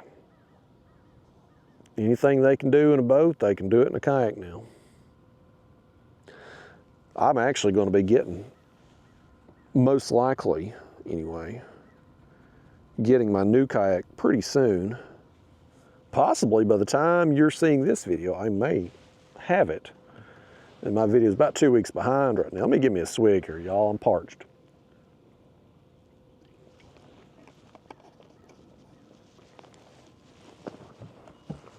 But I've talked about the other kayak. I'm probably going to end up with the Bonafide XTR 130. I want to look at it before fully committing and just make sure that it's on the up and up, like they don't have any soft spots, that the hull looks okay. I mean, it is the first edition of these things. But I'm going to go up to Raccoon Creek Outfitters in Ohio to get it. They are one of the trail sponsors of the tournament trail. They chipped in a lot of money toward the tournament pot, and I've just so happens I've won quite a bit of the money they've chipped in. So I've had a pretty good year as far as the tournaments go. And so I'm going to go up there to get it, try to support their business. But supposedly, what I've been told, and this is subject to change, obviously, but I've been told that the Bonafide had originally announced that the kayaks would be shipping in September. Supposedly, they're going to have them at Raccoon Creek on the 16th. That's what I've been told. We'll see. It's subject to change between now and then, depending on Bonafide. If they're available, Raccoon Creek will have them. If there's some delay for whatever reason from Bonafide, it may be later. But if they've got them, then I'm going to go up there, take a look. If all looks good, I'll be bringing one home. I'm going to take a trailer. That way I can tow it home if need be. I'm going to have my motor. I've already bought the motor. Got the battery to power the motor. I got the Power Pole Move PV model, 36-inch shaft is for the kayaks, 36 volts, 100-pound thrust. I've got the motor at the house. I've already ordered it. It showed up. I got the battery. I got a 36 volt. It's a 60 amp hour lithium battery. Got it. So I got everything I need for this kayak. I just need the kayak. But I'm going to take that stuff up there. And Raccoon Creek Outfitters, they do everything. Like if you buy a kayak there, they can rig it out, wire it, everything you need. So I'm going to have them just wire that motor and everything and do my plugs and all that. 'Cause that motor, it's 54 pounds. And so like this setup here, and this kayak's too front heavy, but it's manageable. It's too much weight up front, but as long as you don't have some chop, it's manageable. But I've got the motor and the battery. The battery's in that hatch there. I got them both up front. The motor and my battery combined on this kayak weigh only slightly more than what the motor itself is going to weigh on the new kayak. So I'm going to have my battery in the back to offset the weight on the front, is what I'm getting at. So because of that, we're going to have to do some wiring inside the hull. And you know, Raccoon Creek Outfitters, if they're willing to do it when you buy a kayak up there, I'm just like, let me just let the people that do it all the time do it. I can do it. I've wired this, obviously. Wiring, and I'm not an electrician. Like, you don't want me wiring your house or anything, but basic wiring where you're just crimping stuff together, crimping on a plug. Like, I can do that. That's pretty simple stuff. But if you got somebody, a dealer like that, that's willing to do it for you, they do it every day and they can get it done quicker than what me or you or whoever is going to be doing it, then might as well. And so I'll go up there and, hell, I might make just a trip out of it. Take my fishing gear too, and if all goes well with the kayak and I end up getting it and they get me wired up and get me in the game, hell, I may go fishing somewhere up there. Either go up there to Hoover or maybe Sandusky Bay, or may hit some other place in Ohio. But our tournament is the 14th, which I think the last video I filmed would have been scheduled for the 14th. So this video would probably be, what, the 17th or 18th when this one comes out. And so the tournament will have happened by the time you see this video. So you can look up the results. Knowing me, I've probably made a post about it with the leaderboard link, so that anybody, I normally do this for my channel members, make sure that they can follow the leaderboard at home if they want to follow along with the tournament. We've got a live leaderboard in these events. We go by length. And of course, I got a bunch of videos on my channel from fishing the tournaments, but if you happen to be new to my channel, how they work is, there are 3 fish limit, and we take pictures on a measuring board. The boards are approved by the tournament director. They're checked the night before the tournament and initialed that they've been checked off, everything's on the up and up. And then the night before the tournament, we are also given a code. It's usually like a card of some kind. It'll have a word or combination of letters on it, or maybe if it's a tournament sponsor, their logo or something like that. But that's given out the night before the tournament. And on tournament day, and you catch a fish, you put it on that measuring board. And there's a process, so we have to have the fish positioned a certain way on board, but you take a picture with your unique identifier code on your phone. And the phone, you've got to have your date and time stamp on it. You've got to have a GPS turned on so the tournament director can see where you caught it at. And then you submit that fish to a live leaderboard through the Fishing Chaos app. And so people that aren't in the tournament, maybe you got friends or family that want to follow along your day, they can click on the link to that app. And I don't even think they have to have the website or the app downloaded. I think they can just see it on their website too. But they can follow along that live leaderboard and see how you're doing in the tournament. So it's a pretty cool way of doing that. Versus the more traditional means of weighing in fish at the end of the day. So you have to wait to the very end of the tournament day to know who's catching fish and how much and all that. You can see, I mean, as soon as the tournament starts, that leaderboard's live. And so you see everything that happens throughout the day. And it's kind of interesting too. You'll see like some tournaments, you know, obviously us competitors were watching that leaderboard too during our downtime. There'll be days where, man, nobody's catching any fish. And you're like, boy, this is tough fishing out here. Conditions are hard. And then all of a sudden, everybody starts catching fish. It's like the bite turns on all over the lake. You see that all the time. But yeah, this video will have come out after the tournament's already over, and I'm hoping, the tournament's 14th, that kayak's supposedly coming out the 16th, so I'm hoping that following week, I'm hoping I can get up there and get it. This kayak here I'm in has been good for me. This is the Hobie Pro Angler. It's a 2017 model. And honestly, the Hobie Pro Anglers, first off, I wouldn't buy a new one now anyway, because ever since Hobie moved their operation to Mexico, the quality of their kayaks has gone down the crapper. Everybody's cracking holes. They're having problems getting warranty claims. Like, everybody's having problems with Hobie these days.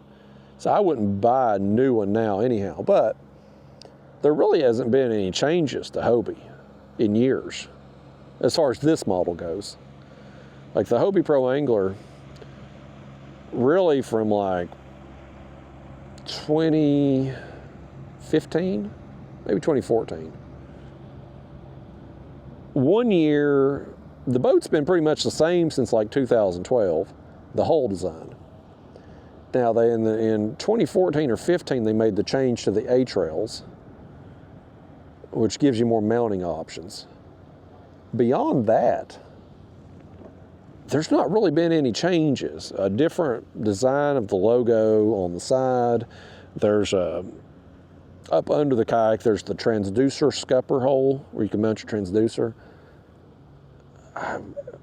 It had to be after this is a 2017, so it had to be 2018, 2019. They changed that and made it to where there's a string you can pull and release it down so that if you've got side scan, it'll drop down below your hull so you can get a better reading with that. But beyond that, I mean, the logo and the transducer mount, that's it.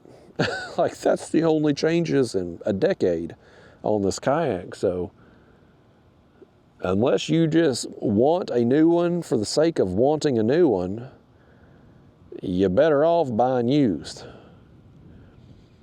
But it's been an overall good kayak. It's just that front hatch gives me problems in choppy water. It fills up with water. It doesn't, and it's partially my fault because I've got the motor and the battery up front. It's too much weight. This kayak wasn't designed for the Bonafide that's coming out. It's designed to have a motor on the front. Like, it's designed to carry the weight. This kayak was not.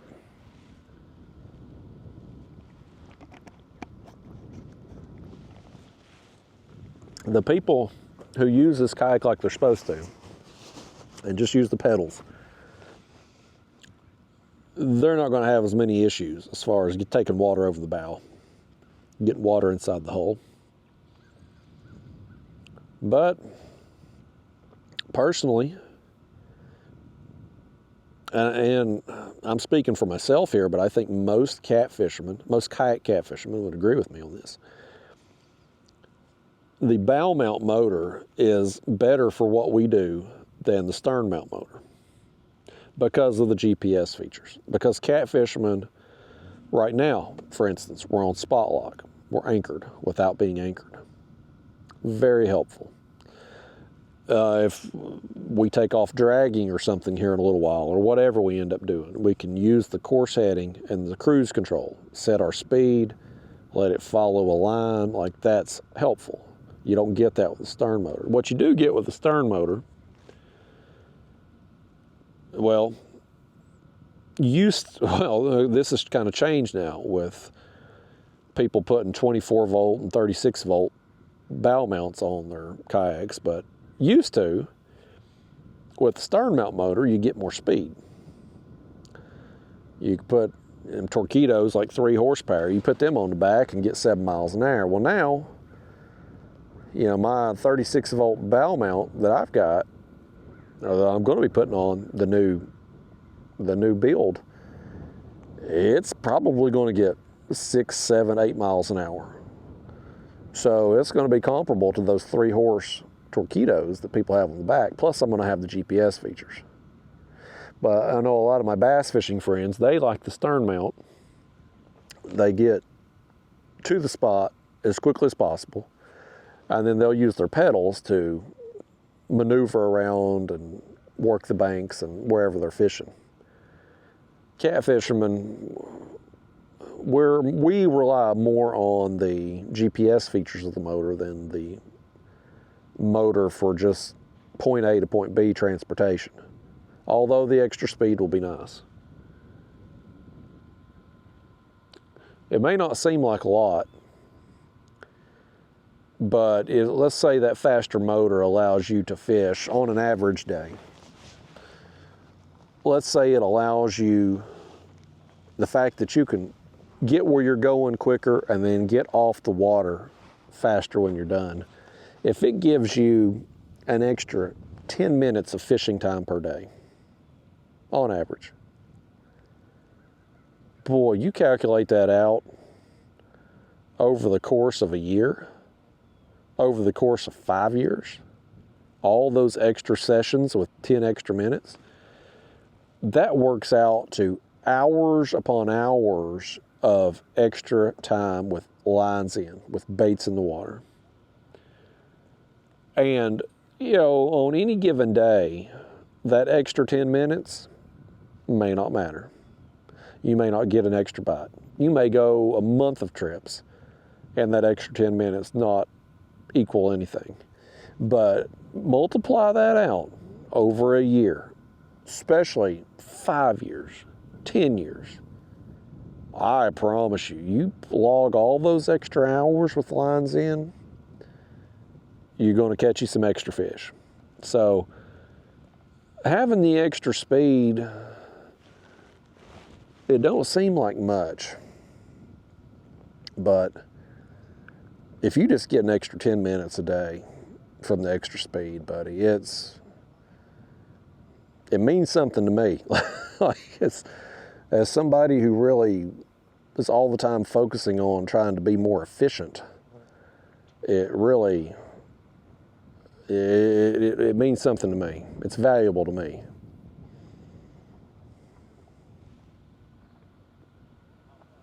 Y'all, I think I want to get on the move. Where are we at on time here? We're an hour and a half in. So we've anchored on 2 spots, 40 some odd minutes.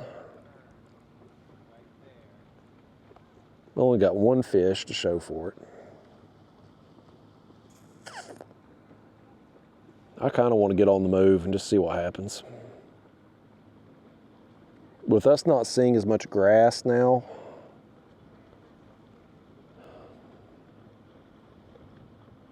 I think the wind is still, it's calmed way down, but it still does gust occasionally. It's going to make it harder for us to control speed going downriver. And back home, I've been doing so much better dragging. What do you say we just try to drag? Let's try it. We'll start here. We'll make our way upriver. Well, let's change out our baits. We'll put on some fresh baits. We'll reel up these front 2 rods and we'll take off. We'll try it.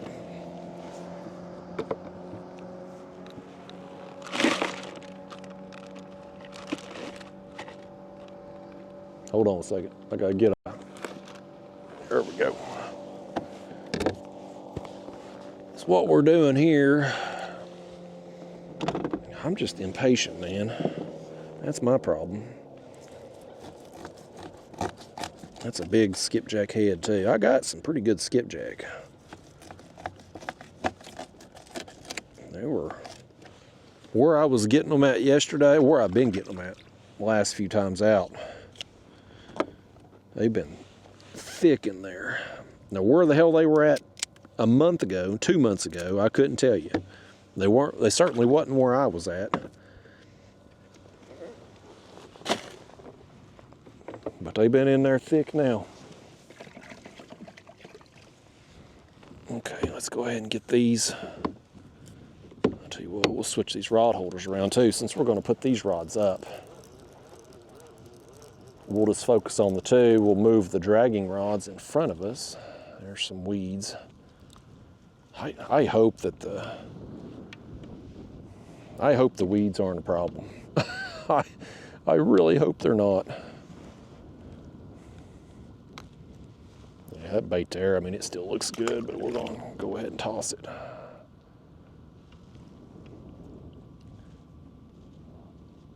There's enough current. We're not gonna be able to keep these front lines vertical. Get your weeds off here, folks. Look at this mess you all got. Get that off there. Okay. Set that behind us. Reel this one up. Yeah, folks, slow start for sure. This ain't looking good for me as far as tournament goes. Like, I'm thinking as far as do I want to come here or not. I ain't seen nothing yet to make me think that I want to come here on tournament day, but part of getting ready, part of pre-fishing for a tournament is also not just finding spots that you want to fish on a tournament day, but also too ruling out spots. Figuring out where you don't want to go can be just as valuable as figuring out where you do want to go.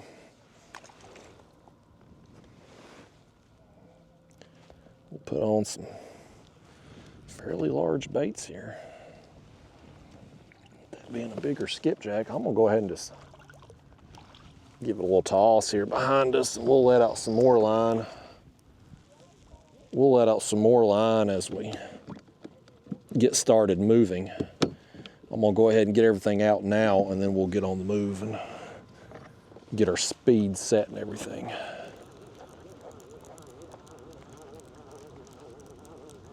I bet you that creek back there is full of carp too. I bet you that'd be a good place to go carp fishing. I've been having fun with the carp. I mean, I've had fun with the carp the last few years, but really, my last few trips out, I've had a good time with it. I enjoy carp fishing a lot. I think when my YouTube days eventually come to an end, I'll be doing a whole lot more carp fishing. It's not that I can't do more of it now, but if I want to go out and if I'm just in the mood and I want to carp fish about 5 days in a row, I don't know if that's really good for business when most of you tune in to see catfish videos. Okay, we're gonna get turned up here. I'm gonna get us going the direction we want as we're letting out line. I'm gonna hit the compass heading button, and now I'm gonna hit the cruise control, and that's gonna slow us down to 1 mile an hour. And then from there, I'm gonna back it off 5 notches. So every time you hit the button, it's 0.1 mile an hour increments, up or down, depending on which way you're doing it. I'll flip that bail over. That one, so 1, 2, 3, 4, 5. And so that should have us about 0.5. And now that motor, and the GPS features in there, it will compensate for any wind gusts, boat wake, etc. It'll keep us on the line we set it on, and it will adjust for the wind, current, and all that, and maintain our speed. Pretty fancy technology, especially for a kayak.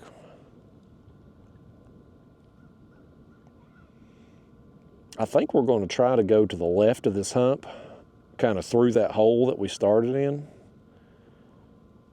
We're going to try it. we come up there on that hump, we're going to be probably, I better go to the right of it. We already fished that hole anyway. Anything that would have been working upstream to that hole would have went through our baits down here. So we'll go to the right of that hump just to try to avoid snags. Hopefully we don't end up with a bunch of weeds on our line. That is such a nuisance when you're trying to drag. You just get a line, all that just salad. Puts so much resistance on there, it just raises everything up. We'll try it though, man. I would come down here wanting to drag.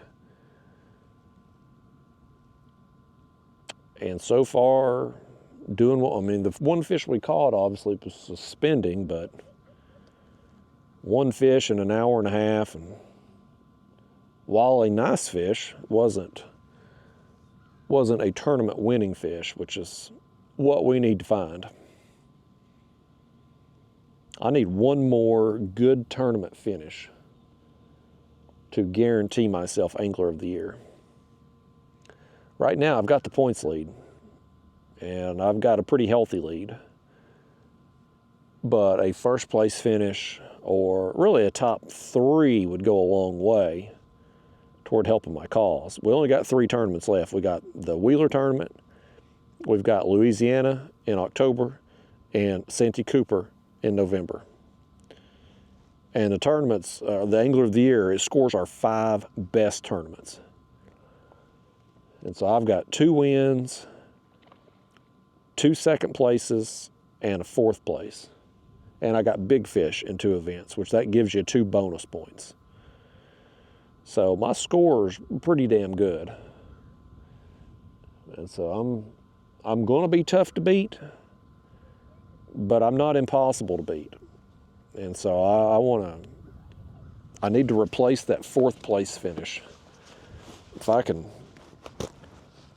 somehow luck into a win, or 2nd place in big fish, or 3rd place in big fish, or if Ryan and Adam, they're the 2 that's going to catch me potentially, if they just do the bad, that would help my cause too. Doing well myself is obviously the number 1 objective, but those 2 people not doing good would help my cause greatly. It'd be nice to win though. I talked about in one of these recent videos, I bought some more Amazon furniture.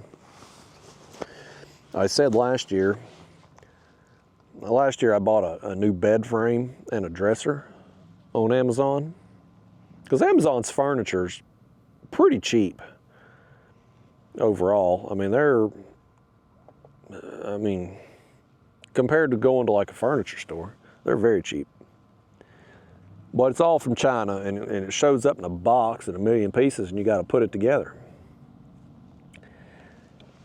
And the bed I got wasn't too bad to get together. It took me a while, but it wasn't bad. The dresser, however, though, my gosh, I spent hours putting that dang dresser together. Like, you had to put every piece together, like the drawers in it. Like, all the drawers had to be assembled. It was a box of wood. It's like you had to put all 4 sides of the drawers together, put the handles on, put the piece on bottom so they slide. It took hours, and I said, I will never, ever, ever buy Amazon furniture again. Well, never say never. So I bought a desk recently, and it went together okay. It took me about an hour, but I didn't run into any issues. Everything, the instructions were fairly easy to follow, even though they were written English as a second language. But they were fairly easy to follow along with, and in an hour's time and a couple cuss words, I had it together. But this desk, it makes like an L shape, and on one side it's got some shelves that go up. And so those trophies, we got some pretty nice trophies this year. Adam Flegel, who is one of the guys who fishes the tournaments, he has a company, he owns his own company, like an electric company. He's an electrician. And so he did the tournaments, or the trophies this year. Flegel Electric, just plug his business there and help out the tournament scene. He made the trophies for us, and they're nice trophies. And so I've won a few this year with first place and the second place and Big Fish Awards and whatnot. So I've got those set up on them shelves on the desk, but there's more open space there. I need to fill it with something. So if I could get me some more trophies, not only would I have more bragging rights, but it would fill up some space there. And I'm not much on clutter, and I think I went on a rant on this a while back about how I don't like clutter. I don't like, one, I don't like having a lot of stuff, but two, I don't like having to clean. And if you got a lot of stuff sitting out on shelves and tables and whatnot, you have to dust around it. So I don't like cleaning anyway, and I especially don't want to spend a lot of time cleaning. So in my house, up to this point in time, I've had one shelf in my bedroom. It's like a bookcase, but it's not a big bookcase. It's like it comes up to about waist high. It's a smaller one. That's the only area in my house where there are, well, prior to this desk, where there are trinkets, I guess you call them. What do you call them? Stuff. You know, like I've got on that shelf, I've got my dog Roscoe. He died there a few years back, but I've got his collar and his harness up there, and a picture of me and him. His ashes where he was cremated. What do you do with those? You know, like so I've got those on the shelf there. And just some other stuff from childhood. I've got an autographed baseball from Pete Rose. I met Pete Rose in Las Vegas several years ago, and I was fortunate I got to talk to him a minute, and he signed a baseball for me. So I've got that up there. Some stuff from my childhood, Dukes of Hazzard, General Lee car, Rocky Balboa action figure, this glass bank, I guess what you would call it. I mean, it's like back in the old days, people would put their change in banks, pocket change in banks and stuff. And so that was at my great-grandmother's house when I was a kid. And so I've got that on the shelf, little mementos, things like that. But that's the only place in my house prior to me getting this new desk and setting up this office, if you will, quote unquote. That's the only place I've had any clutter. But now I've took one bedroom of my house and kind of made it into an official office, I guess you could say. It's a bigger desk, so I've got more room for the computer and stuff, and it's got that shelf on it, so I've put the trophies up. I got another, I don't know what you call it, I guess a shelf, I guess. It's about 6 foot tall. The top shelf of it's about eye level with me. I'm 6 foot tall. I don't know what I'm gonna put on it, but something to dust around, I guess. So I've got that bedroom set up looking pretty good. I had to end up buying another piece of Amazon furniture because I got the desk set up, and I had initially thought, since I use a laptop, this desk has I'm not sure what it's called, but it's like a little stand that sits in the corner next to the wall, and where you could put if you had a normal computer, you'd put the computer, the brains, whatever you call that, whatever you call the piece that ain't the monitor. I ain't a computer nerd, okay? And don't make fun of me here. I ain't a nerd. I don't know this stuff. But whatever you would call that. It's made to set there. So it sets up off the floor kind of, but it's under the desk and out of the way. Well, me using a laptop, I obviously don't need that. And so I had thought, well, I'll put the printer down there. The way it's out of the way. I don't print stuff very often, but when you need a printer, you need a printer. So it's good to have one. And I've just got a cheap printer anyway. I just replaced it not a few months ago. It wasn't that long ago. And I get the desk set up and I put the printer down there. And I'm like, I don't like it there. You know, because there's not, where it's sitting, there's not a good place to plug it in. You either got to run an extension cord from the printer, or you got to get one of them, you know, strip, surge protector or whatever, and try to stretch the cord. And so I'm like, you know, I'm gonna get me a printer stand. I needed something with more drawers anyway, that way I can hide like printer paper and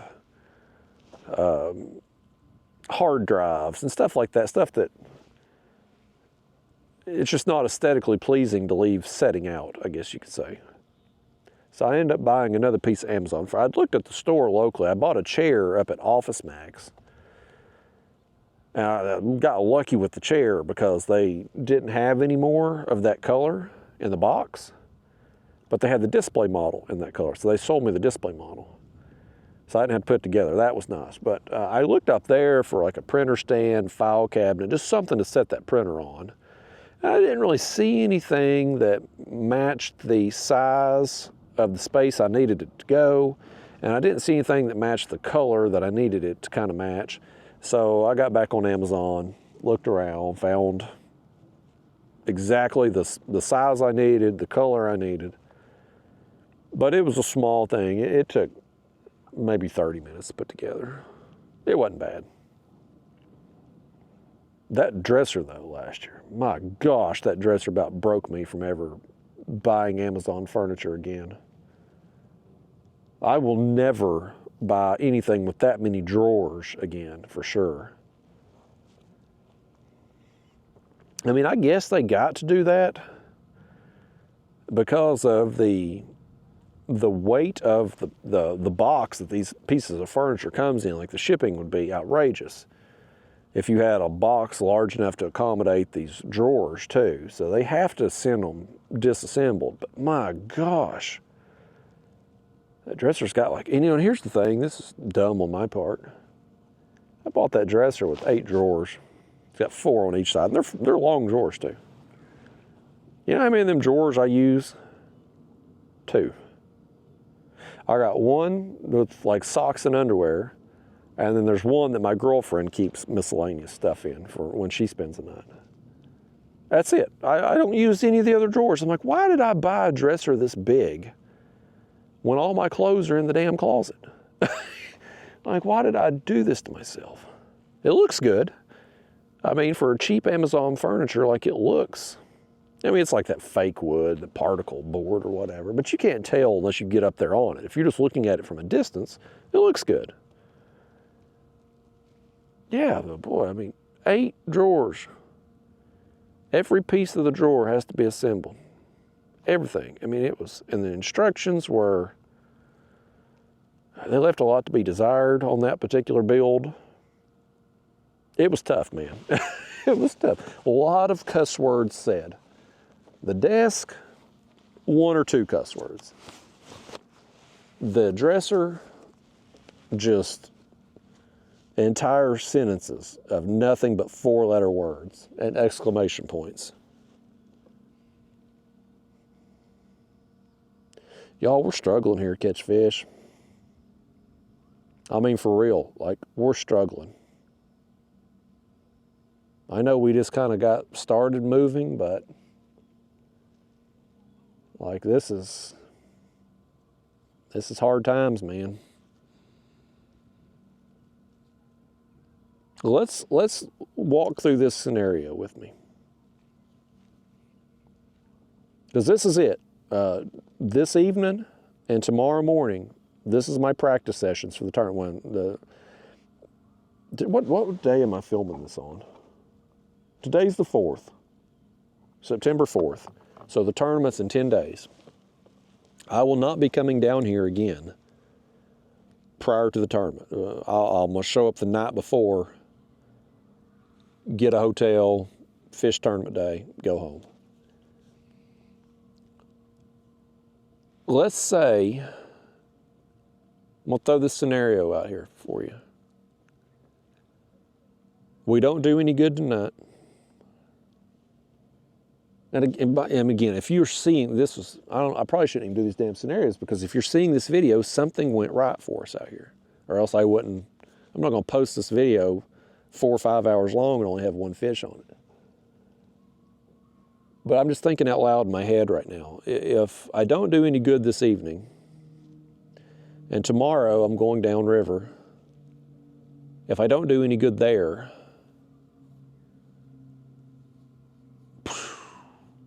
what do you do on tournament day? When I fished here the first time in the boat, we covered so much water. I don't even remember where we were fishing at. Like, we caught fish, but I don't even remember where. And half the trip was at night after dark. So like, first time there, like I wasn't paying attention as far as map and stuff goes. When I came down last year, I used to ramp downriver from here. But I caught a big fish. I caught a few fish. But it's not a place where I was like, I got to get back there and hit that again. Like, I didn't walk away feeling that. Like, I'm not going to end up, as we're snagged here. That place I fished last year is not going to be a place I'm going to go on tournament day. Okay, we come out of that snag. Good. But if we were out here, we anchored for an hour and a half, got one bite. If we drag the rest of the evening here, we don't do any good. I drag tomorrow and don't do any good. Boy, it's going to be real confusing come tournament day. Like, what the hell are you going to do? You know what I mean? Like, what do you do in that situation? Some of the other guys will probably talk. I don't ask people. Like, I'm not going to ask other guys in the tournament what they're doing or where they're catching fish at, but I will listen. And sometimes you get to the captain's meeting the night before tournaments, and guys will just come up and they'll tell me their whole damn strategy. They'll tell me where they've been, what's been working, what ain't. And, well, hell, the first tournament of the year, here's a fun story for you. First tournament of the year, this year, was on Pickwick or Wilson, which are the next two reservoirs downriver from here. And I had come down a couple different times and pre-fished, and I'd caught fish. And so I had made a decision I was going to go and put in at a launch on Wilson and fish a ledge. And we go to the pre-tournament check-in meeting the night before. And I'm talking to Ryan Bortz, or Bottle Rocket Bortz as I call him. And I'll be damned if he wasn't going to the same place that I was and going to be doing the same thing that I was. I'm like, you've got to be kidding me. So I ended up calling an audible because of that. And I went all the way down on Pickwick, and I think I was the only person in the tournament that fished Pickwick. Everybody else in the tournament had fished on Wilson. And I stuck it to them, by gosh. I won the daggone thing. But I had fully intended on fishing on Wilson and using that one particular ramp, and come to find out, Ryan was going there, and a bunch of the other guys were too. There was 6 or 7 people apparently at that ramp. And meanwhile, I had the launch I used on Pickwick, I had it all to myself. So situations like that, again, you got to be flexible. If you show up and you got a plan, and you find out you're going to have 12 people on top of you because they all got the same plan, then you better be willing to change things up. Everybody, I'm confident, everybody in the tournament, including me or maybe except me, depending on what I end up doing, but everybody is going to be dragging. First off, that's what most of those guys, most of the fish. There we go. Oh, he's pulling. Look at that. Look at that. He nailed it. He's still going, buddy. Let's tighten down the drag on him a little bit there. I don't know how, maybe my drag was loose or something. Maybe it's just a really good fish too. I think that's a good fish. That feels like a good fish. Buddy, he nailed it. He smoked that thing. This was on the chunk. That's 2 fish now on the chunk. One suspended there earlier, and now this one. Both of them. The heads baits ain't getting messed with yet. This is gonna be a good fish. We've earned this fish, y'all. We're 2 hours in. 2 hours in, 2 fish. This is real world fishing though, man. We're just working through it out here. We're going through. We're just working through stuff, man.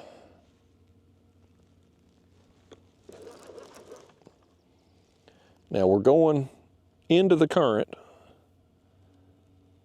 and the kayak's going to adjust for this tension back here, the resistance of this fish. So this fish is gonna feel bigger than he actually is. That's just how it is when you're doing this style of fishing. No different than if you were anchored down and fishing in current and you're reeling a fish in against current as he takes back off. But I can tell, man, this is a good one right here. This is gonna be a good fish regardless. We're coming up on a snag here too. I hope my other line don't get in it. Something down there looks like a log. Especially don't want this fish to get in it. I'm actually gonna mark this on my graph. I'll show you here. Let me hit it. I don't want to lose this fish while I'm trying to. Let me show you right quick. Look at all that mess right there. It's a pile of something. We'll mark that. I don't see anything on it right now, but suddenly, if this fish turns out to be a whopper, suddenly this spot for tournament day may look a lot better. I wasn't having much confidence in it here 2 hours in, and only 1 bite, but it don't take one big fish to turn your mood on something. And this is going to be a big one. He better be anyway, as much as I've built him up. I think it is though. When he rolls, it's a blue. When he rolls, shakes his head, like, you feel it. You feel the power in him.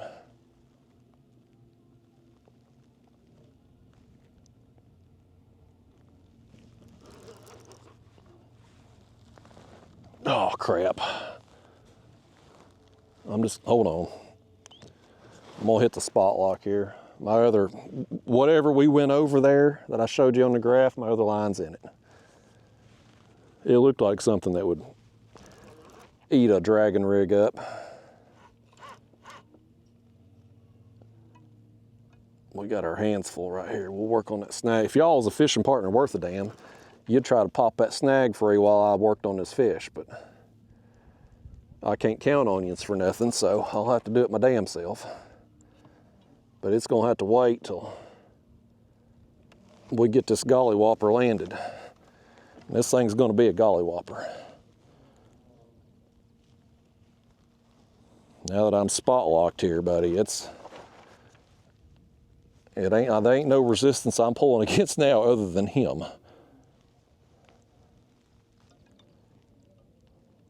At first I thought maybe my drag was just a little loose, but now I'm pretty sure that fish he just smoked that bait.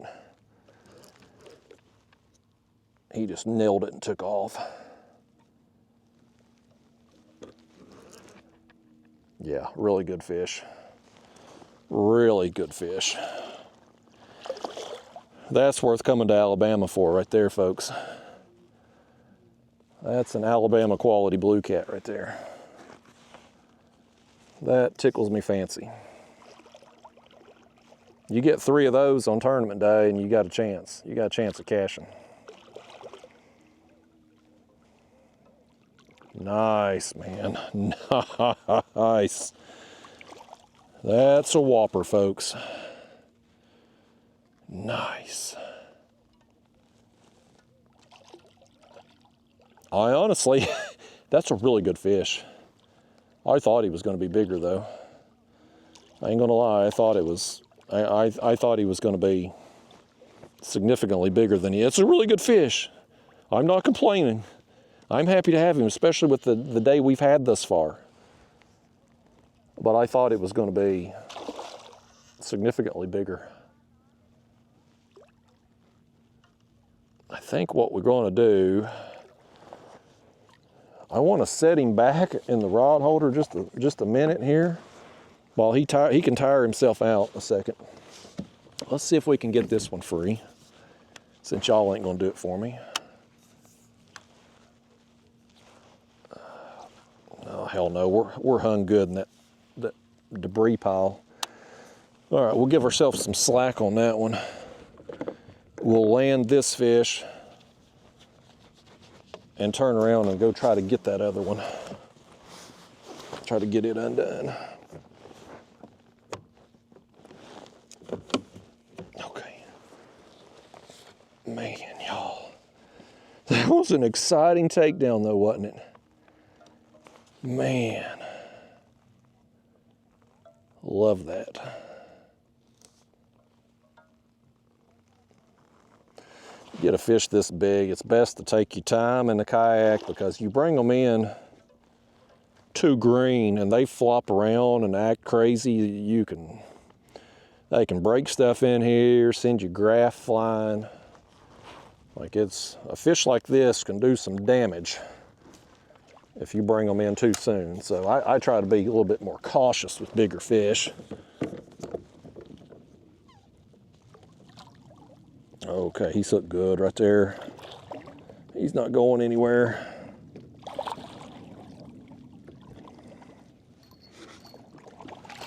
Okay, oh. He didn't like me trying to grab him, did he?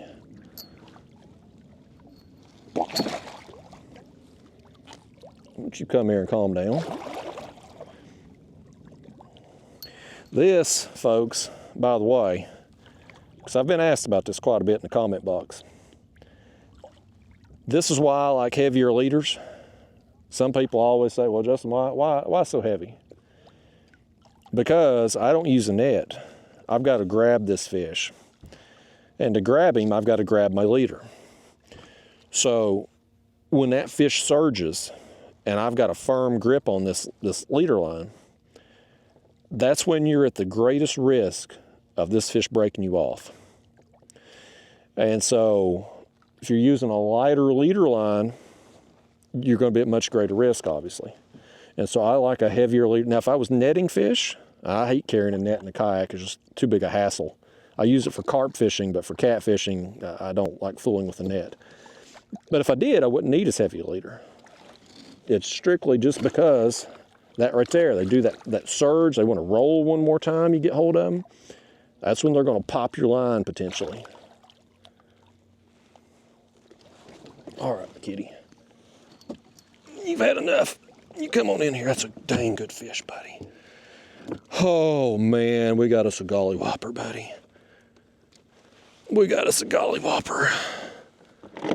That's what I come to Alabama for. I'm suddenly feeling so much more optimistic about this area, folks.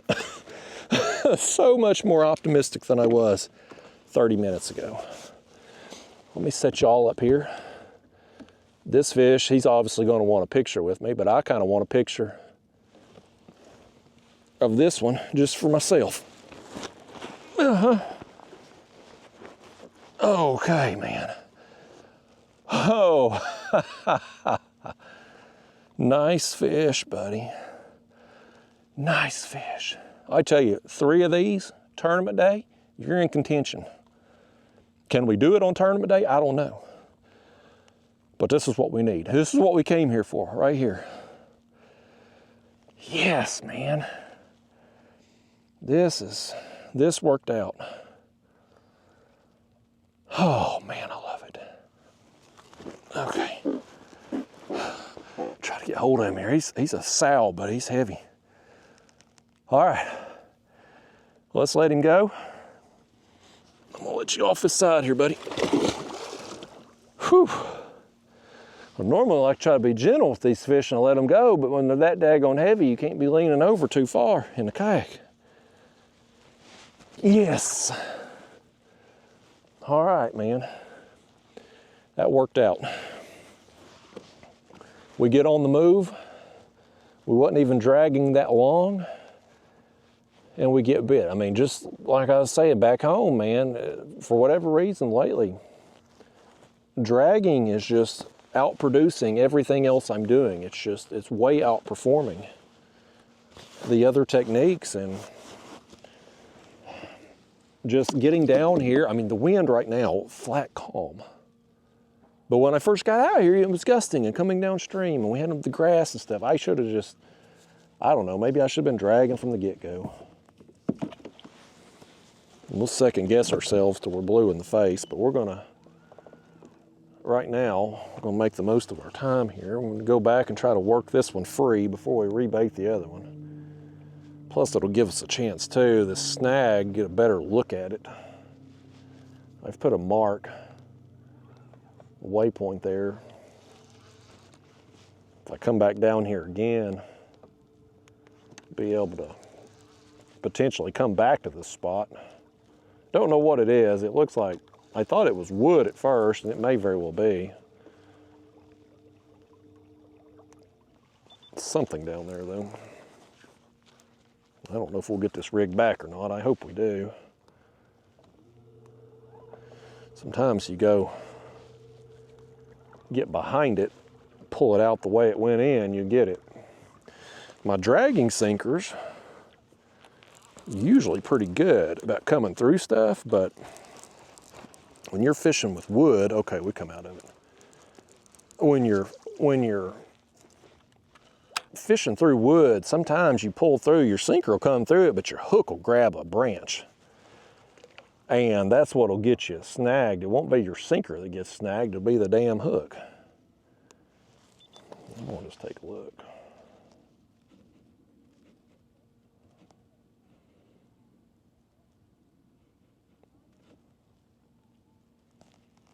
I don't really see anything remarkable down here as far as fish goes or anything, so we'll just get up here right above it, drop our baits down, and set our speed and everything, get it going again. Try to work this ledge over here now. The wind is done, man. It's done. It's flat calm right now. Isn't that incredible? Whatever has been blowing through is gone now. I'll definitely, if I end up coming back here on tournament day, I'll definitely check this spot out again. So I'll tell you how that kind of works too. For tournament day, we can launch prior to the start of the tournament. I'm gonna get us going here and get our speed and everything set again. And then we'll start lowering everything down.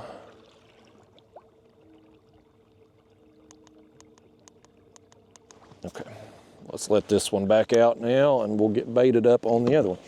We can launch prior to the start of the tournament. We just can't have lines in until the tournament starts, right? So in theory, let's say I come out here and this this is real close to where the launch site is. I could come up here prior to the tournament starting, have the graph on, take a look around, a little look-see. You see anything there, you see any fish stacked up on whatever that is, maybe you start fishing there when the tournament starts. If they ain't nothing there, well, then you just go down to the area that you wanted to start at and start fishing.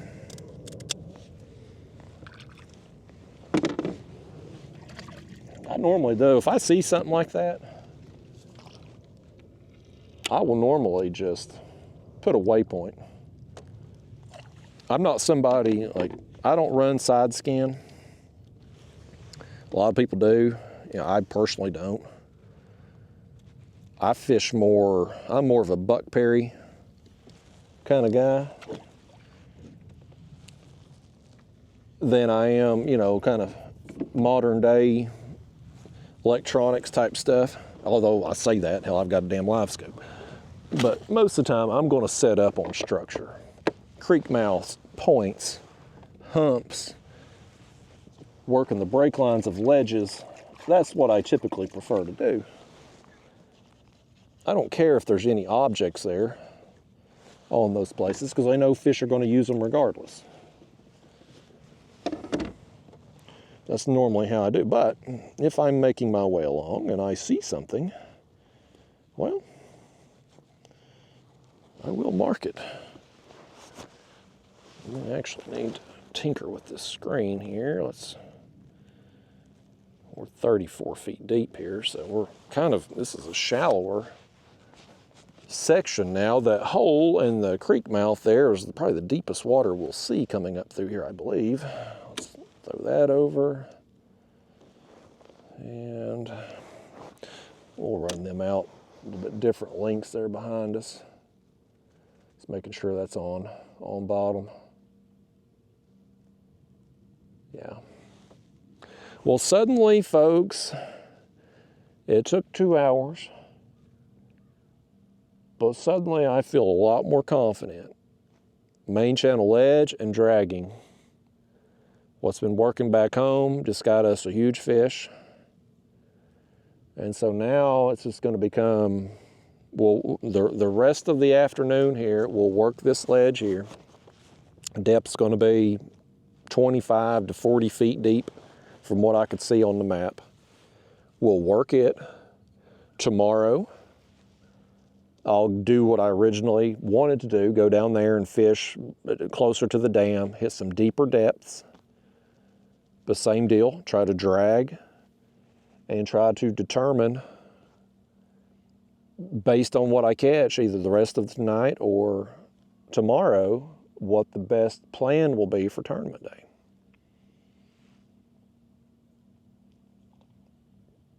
My confidence was kind of broken there first thing. We wasn't getting taps or anything. I was like, man, what happens if I don't do worth a flip today or tomorrow, and then I got to fish the tournament and just wing it, just show up and try something? At least now, after busting a big fish, dragging, and again, most people that I know that fish down here regularly, they drag. And I know everybody in tournament's going to be dragging. I'll probably be, if I end up doing something other than dragging, I'll probably be the only person in the tournament doing it. Everybody will be dragging down here. But you get you 3 fish like that,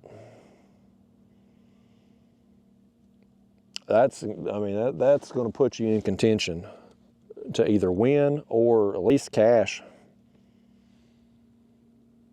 I mean, I don't know how long that fish was. I didn't bring a board with me. Honestly, don't really care. This mission, pre-fishing mission down here was just to try to figure out a plan as to where I want to go, what I want to do. The weight of a fish, the length of the fish, outside of a tournament where I'm competing, I mean, it don't matter to me. I don't care about that kind of thing. I guess if I caught one, I've been asked this question a lot in the past. Justin, what if you ever caught a fish that was a potential state record? Would you weigh it? And that's a really good question that I probably wouldn't know the answer to until the time arose that I was in that situation. Statistically speaking, I'll never be in this situation. It's a once in a lifetime type thing, if that. Probably more like once in 50 lifetimes. I mean, how many people catch a state record fish? There's a handful of them, right? I mean, throughout the course of time. Somebody sets the record and then it gets broke a few times, but I mean, it ain't something that happens all the time. But if I was in that situation, I don't know. I mean, on a personal level, does having my name in a record book that nobody reads, is that important? No, not really. I mean, who holds, I mean, I'm in Alabama right now. I just purchased the Alabama fishing license yesterday. Somewhere in that regulations book, there's a list of record holders. At least I'm assuming there is. I don't even know what the Alabama record for catfish is. And as to who holds that record, couldn't tell you. I don't know. The only record holder I knew of was Zach Royce over in North Carolina. And I know of him just through social media, seeing that when he had broke that record twice in 24 hours, it was a big news story, you know. And then, of course, I went over there and fished with him in 2017, I think. I think it's 2017, 2016 or 17, after he had broke that record and kind of, you know, got some fame and acknowledgement for it. I went over there because I wanted to learn how to drag baits and stuff, and I wanted to, at the time, you know, I hate planer board fishing now, but I didn't know I hated it back then. I wanted to learn from somebody who was doing it, so I wanted to learn from the best, him. But outside of him holding that record, and I think his record got broke even since then, but I couldn't tell you who broke it, and I don't know anybody else's record. Like, I don't have a clue. No, nobody, the only person that the record matters to is the person who holds the record. That's it. I mean, nobody else cares. So it's just like that with tournaments too. And this is why I try to tell these guys in tournaments all the time. Nobody gives a damn about the tournaments. If you're not in the tournament, or unless your spouse or your kid or your father, brother, family member of some kind is in tournament, nobody cares. You know what I mean? Like, you know, we're all a little bit self-absorbed to the point that, I mean, you know, and our attention is divided amongst so many other things in life. Like, you know, you can only care about so many things. And it's been proven. I say that we're all a little bit self-absorbed, and somebody out there in the comment boxes right now is typing out an essay, just, you speak for yourself, you narcissistic prick. I'm the most selfless person on the face of the planet. I mean, they're blasting me right now, and as they type. But it's been proven to be fact. They've done studies on this. Look it up. When a group photo is taken, and the people in the group photo see it for the first time, you know what they look at first? Themselves.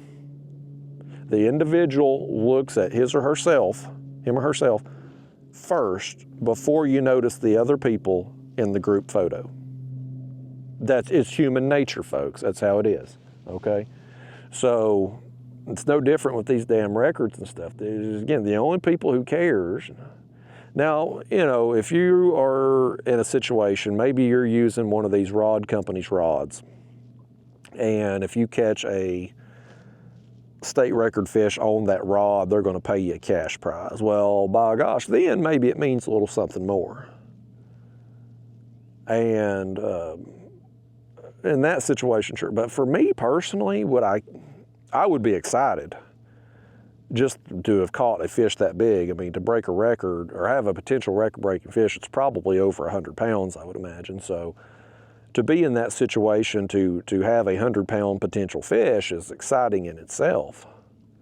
Would I have to weigh it, though, for it to mean something to me? I don't think so. Now, if I was somewhere, if it happened, let's say it happened down here in Alabama today. none of the tournament guys are down here to my knowledge. I think most of them are, they're going to come a few days in advance of the tournament and pre-fish. I wanted to get down here and have a plan beforehand.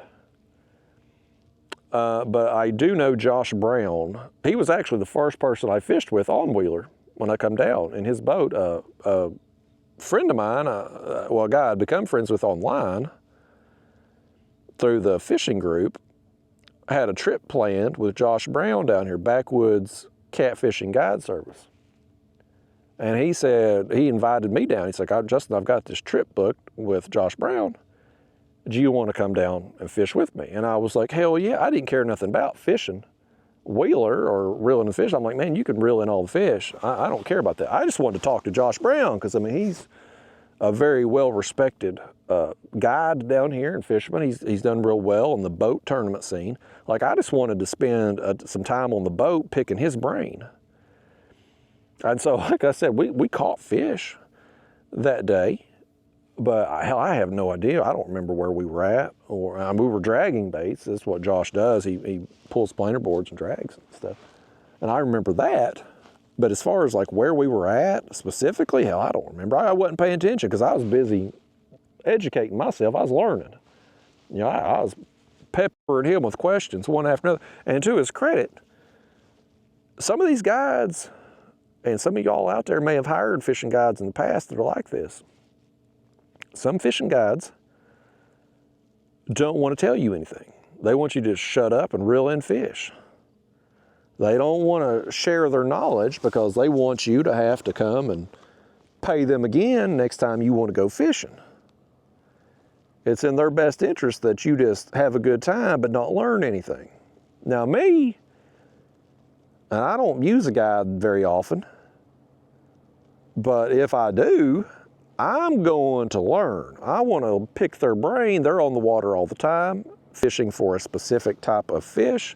Like, I want to go and learn from them so that I don't have to use them again. Some people just enjoy having a guide take them out, have an enjoyable, relaxing day of fishing. That's fine. There's nothing wrong with that. But me, I want to do my own thing. And so if I'm talking to a guide or booking a guide trip or whatever, it's purely educational for me. Now, if we catch fish out there, great. I certainly want to catch them, but I'm mainly wanting to learn. Fish are a bonus.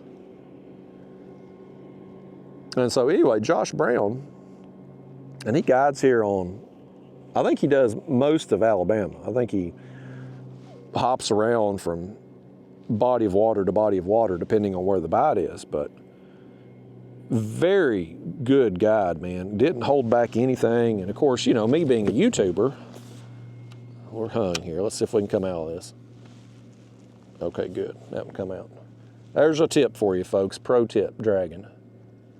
At least with my rigs anyway. You come through something like that, you see your rod loading up, give yourself some slack and lift straight up. And you will oftentimes pull right through it, up and over it. We'll get us over here to the right a little bit. We're getting up on this ledge. I think that's why we're getting hung.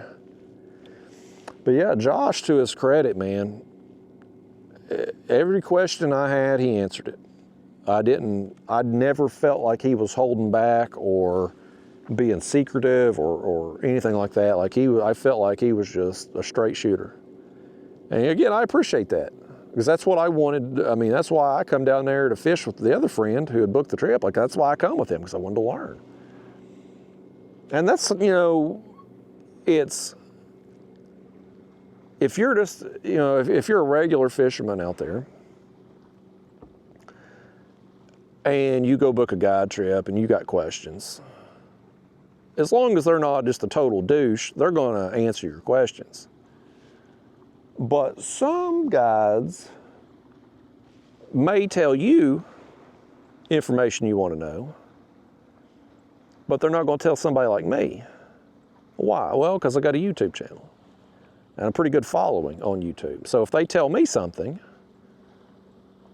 or a particular technique or place or whatever, well, chances are I'm going to end up filming there and telling the world about it.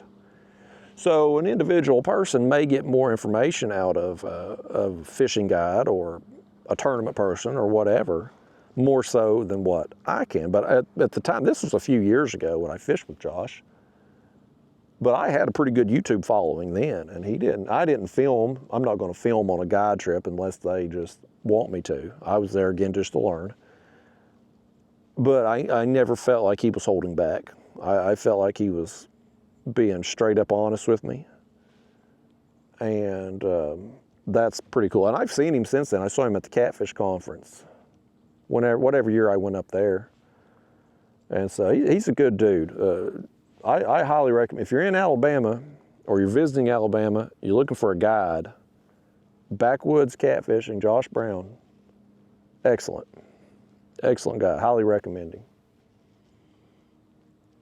He catches a bunch of big fish too, man. There's a lot of big fish to be caught down here in Alabama. Like all these reservoirs, Gunnersville, Wheeler, Wilson, Pickwick, all really good fisheries.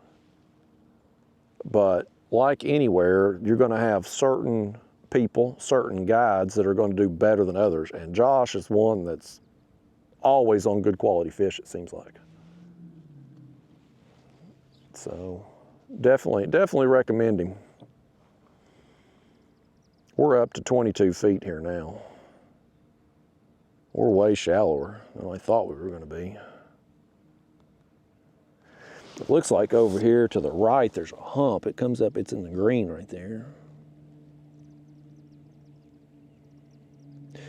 That ledge comes off, and then it's shallow, and it comes up right here. I wonder over here farther to the right, I wonder if it drops off a little deeper. Let's see. Turn the map on, see what we see over there. No, I mean, it looks like 23 feet there, 20 feet. We're just going through a shallow stretch here. This right here is just flooded timber. That may be part of what we saw coming up through there. It may just be old wood. On Wilson, there's a lot of standing trees I found when I fished there. God almighty, you try pulling through that mess. You try dragging through them trees, good luck. You're gonna lose a bunch of rigs doing that.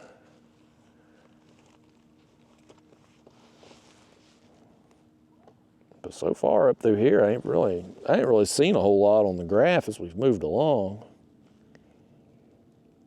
other than that one debris pile. But the depth is definitely changing.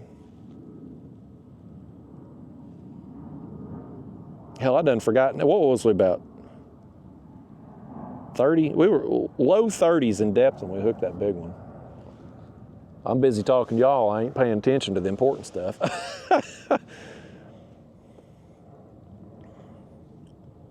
It'll be deeper tomorrow when I fish down there by the dam. I wanted to hit a variety of depths, do some different things. There's only so much you can do when you've got a limited time to fish. The wind this morning knocking me out. I'd really hope to do 3 sessions. You know, come down last night, fish for 4 or 5 hours this morning, get off the water during the hottest part of the day, grab some lunch, come back out now, fish an afternoon session up till dark, and then I think we got hit right there. We did get hit. Oh, there we go. Oh boy. Here we go again. On the chunk. 3 fish now on the chunk. Nothing's messing with the head. Once is an accident, twice is a pattern, 3 times, buddy. This may be on to something here. We'll see how it plays out the rest of today and tomorrow, but it may be on to something. And of course, that could change in the next week or so, but we're at least going to have some information when I head back to Tennessee. This fish is working his way toward me awful quick. He nailed it, and then he turned and started coming at us.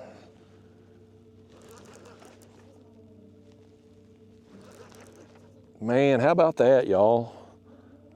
We anchored one fish in damn near 2 hours. Now we've got 2 good fish. This is gonna be another good one right here. 2 good fish in a short time since we got on the move. We should have been dragging from the start, but again, you know, I talked myself out of it.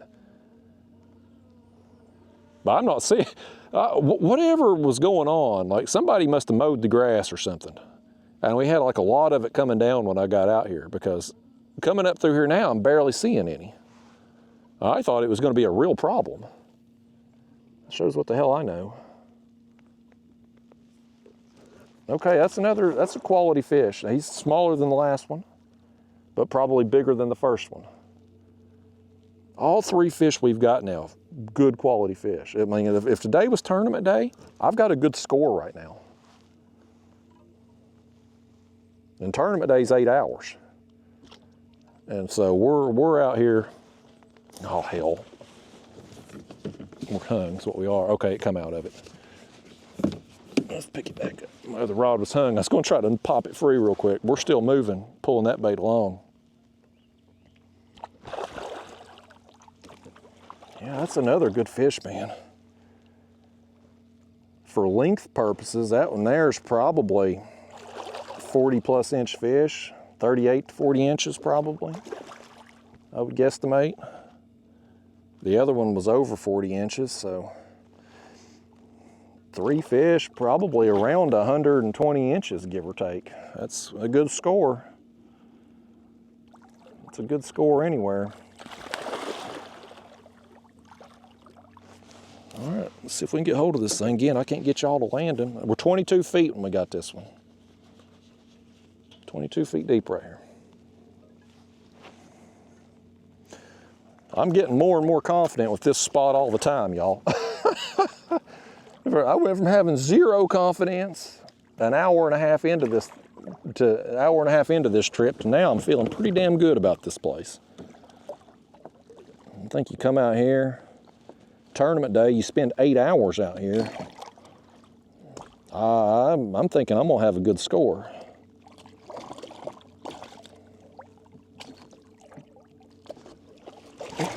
Boy, he bit down on my thumb. This thing's still a little rowdy. Fish act like somebody. Here, let me set y'all up here out of the way. Sometimes y'all in my chest, when I'm trying to get fish, y'all get in the way a little bit. I'm happy to have you here with me fishing, but y'all need to sit up there in the front seat while we're trying to get hold of fish here. Okay, come in here, fish, come in here. Okay. Oh crap, we're hung. Let's see if we can pop it free. I let that one load up too long. I don't know if we will get it out or not.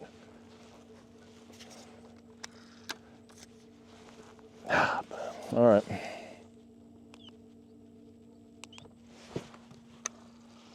I guess we're going back for this one too. Dadgummit. All right. There's some snags through here, but there's some fish through here too. Them fellas, them planer board fellas. With the many, if we done been snagged up this much, imagine them pulling 10 rods through here. They're gonna have a hard time pulling through this mess if they come up here. Us, with just doing 2 rods like I normally do, we get a rod hung, it ain't a big deal to reel in the other line and go get it and get right back on the move. You know, it doesn't take us much time. It's a lot more efficient than them having to break off and retie and all that. So, okay, here we go with this one. Yeah, I mean, this one weight-wise was way off from the other one, but I bet you lengthwise, this was probably a 38-inch fish, probably 38 to 40-inch class lengthwise. So it's a pretty good fish, man, especially on a tournament day. So I'm feeling pretty good about this spot, y'all. We'll see how tomorrow goes, but I mean, this has got potential here now. I'm feeling much more optimistic. What about you, Fish? Would you be willing to bite again on tournament day, 10 days from now? Can I make an appointment with you? He said he's already booked. He said them other tournament guys has already booked his services months out. Fish said I couldn't afford him. Daggone Fish. He ought to know I'm from Tennessee. I'm on a limited budget. Good thing I didn't tell him I'm a Vols fan, huh? He'd have really had a problem with me. Yeah, we got to go back and get this one. Yeah, dragging. See this right here. It's going back. It's not as efficient as suspending baits. I don't get hung very much when I'm suspended, unless I'm just not paying attention. Or if I'm anchor fishing, you get hung a little bit more frequently, I guess. But dragging, if you're trying to pull through wood, like, you're gonna get some snags. I don't care what rigs you're using, you're gonna get some snags. And the guys pulling planer boards, dragging, you got so many lines out, like, you can't reel everything in and go back and get stuff. You just can't, because it'd take too much time. But with us, doing 2 rods, like, we're pretty flexible. Reeling in 1 rod don't take any time, and going back, I'm not running these things super far behind me, so I don't have to go way back down river. There it comes. I don't even know what the hell we was hanging there. I don't really see nothing.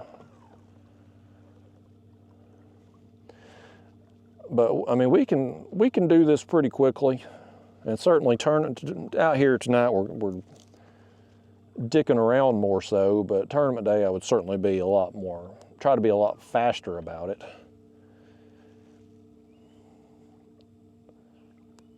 But I don't, and this is, people will argue with me about this, and I've had these arguments with people. I don't feel handicapped fishing 2 rods and dragging baits and fishing against guys that are pulling 8 and 10 rods with the planer boards. I don't feel handicapped against them, because when we're fishing, like when I get us set up here, we're gonna be working the edge. We're gonna be working that break line right there. We're gonna have 2 baits, you know, within a reasonable distance of that break line. The guys running the planer boards, like you're throwing them boards out beside you, and you can't, you know approximately where you're at, but you don't know exactly where we're at. We can fish pretty precisely. And certainly on tournament day, I'll be more focused on making sure I'm on that break line, more so than I am today. Today's kind of, we're just learning, we're just exploring out here a little bit. Like why won't my motor slow down? There we go.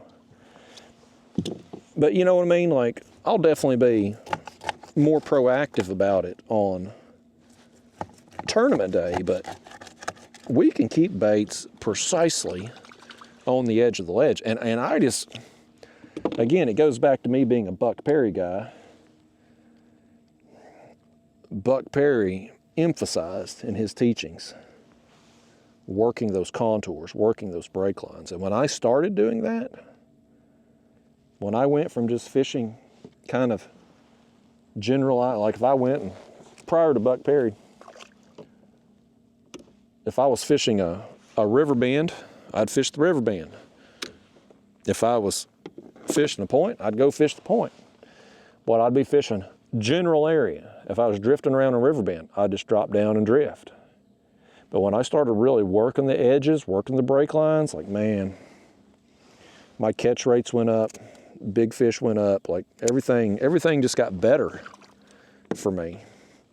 And so I think a lot of people, especially new people getting into the sport, and I see this in the kayak catfishing community specifically, these guys get into the sport, they don't really know how to read a map, they don't know really how fish are gonna move along structure and stuff. They're looking for the easy way out. And they think, man, if I go out there and I learn to pull planer boards, and pulling planer boards, I mean, It's some work to set everything up. I mean, it is. But they just think, man, I cover 50 yards, 100 yards, whatever, spread. I'm going to put my baits in front of all these extra fish. More baits, more fish is what they claim. And you know me, I'm just like, I would rather have less baits where I know the fish are than more baits spread out at random. That's just me though. You know, again, I've had this debate, I've had this argument with people. There's a fish. Oh, buddy, that's on the head, and that's a big head. That's a big head. That's a big head, buddy. 22 feet deep here. Oh no, did he just come off? Oh, he let go. He let go. That was a nice takedown.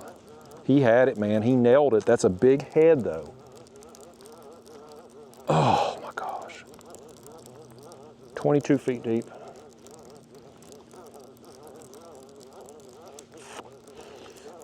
Boy, it sucks right there to lose that fish, but I'm gonna count that as basically like another bite. You know, even though we didn't land, just for educational purposes out here. Here's what I'm gonna do though. We're reeling this thing back in. Apparently I'm gonna throw my rod down. But since I just cut that other head, we'll dig it out here and put a fresh head on, why don't we? What a takedown there too, man. There are some fish in this area. I'm not seeing much as we're coming along on the graph. I mean, I'm sitting here, I'm not paying super close attention to it, but I am watching it some. I'm not seeing nothing on the dang graph as far as fish goes. But clearly, we're coming across some.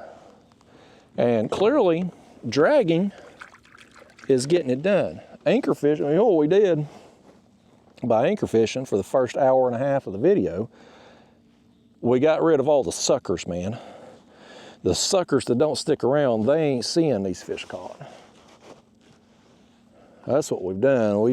We save all the educational stuff for those of you that are hardcore fishermen that come with me the full length of these trips. That's what we're doing. I'm gonna adjust the screen again. Maybe we can get a better look.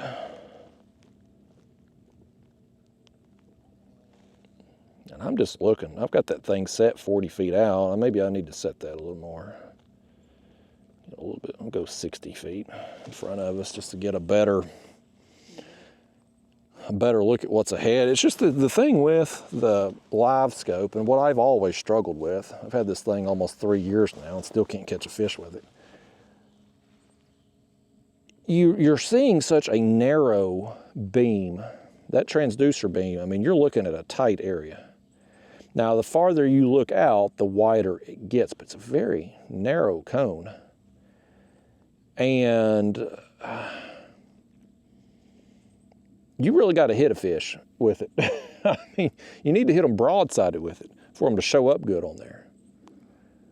So it's, even big fish, I don't know. I suck at it. When I build out the next kayak, let's flip this bail over there.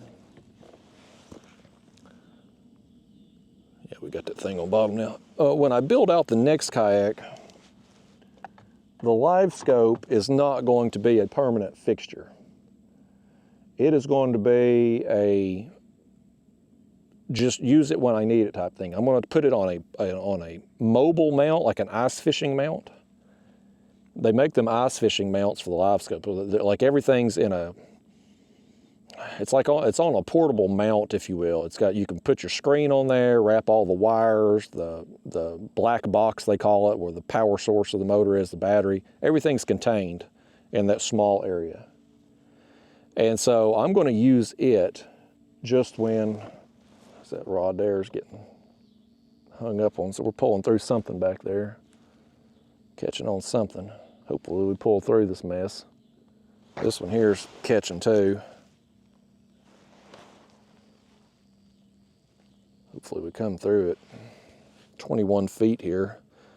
We're coming up on that thing there where it says flooded timber, so it's probably just a lot of wood debris there on the bottom. Let's see if we can, yeah, we got through that one. But those live scope mounts, the ice fishing mounts, you can have everything in a transportable package basically. And so I'm going to use the live scope when I want to use the live scope, like if I'm crappie fishing, if I'm going after shad to try to net, if it's wintertime and I want to go try to find some catfish that are up on top of schools of shad or something. I'm going to use it then. But the rest of the time, like right now, I could care less about that damn live scope. It does nothing for me. I need depth and speed and the map card. That's what I need out here right now. Well, I don't need a daggone 9-inch screen and live scope. I can get that with my 5-inch graph on my other kayak. So I just want to have this for when I want to use it, and the rest of the time, not fool with it. Not have it there in the way. It's just one more thing to get stolen when you stay. You know, I got to stay at a hotel here tonight. I got to get one when we leave here. It's just one more thing to get stolen off the kayak. So next kayak, we'll have it, but we won't have it all the time, if that makes sense. I just want to,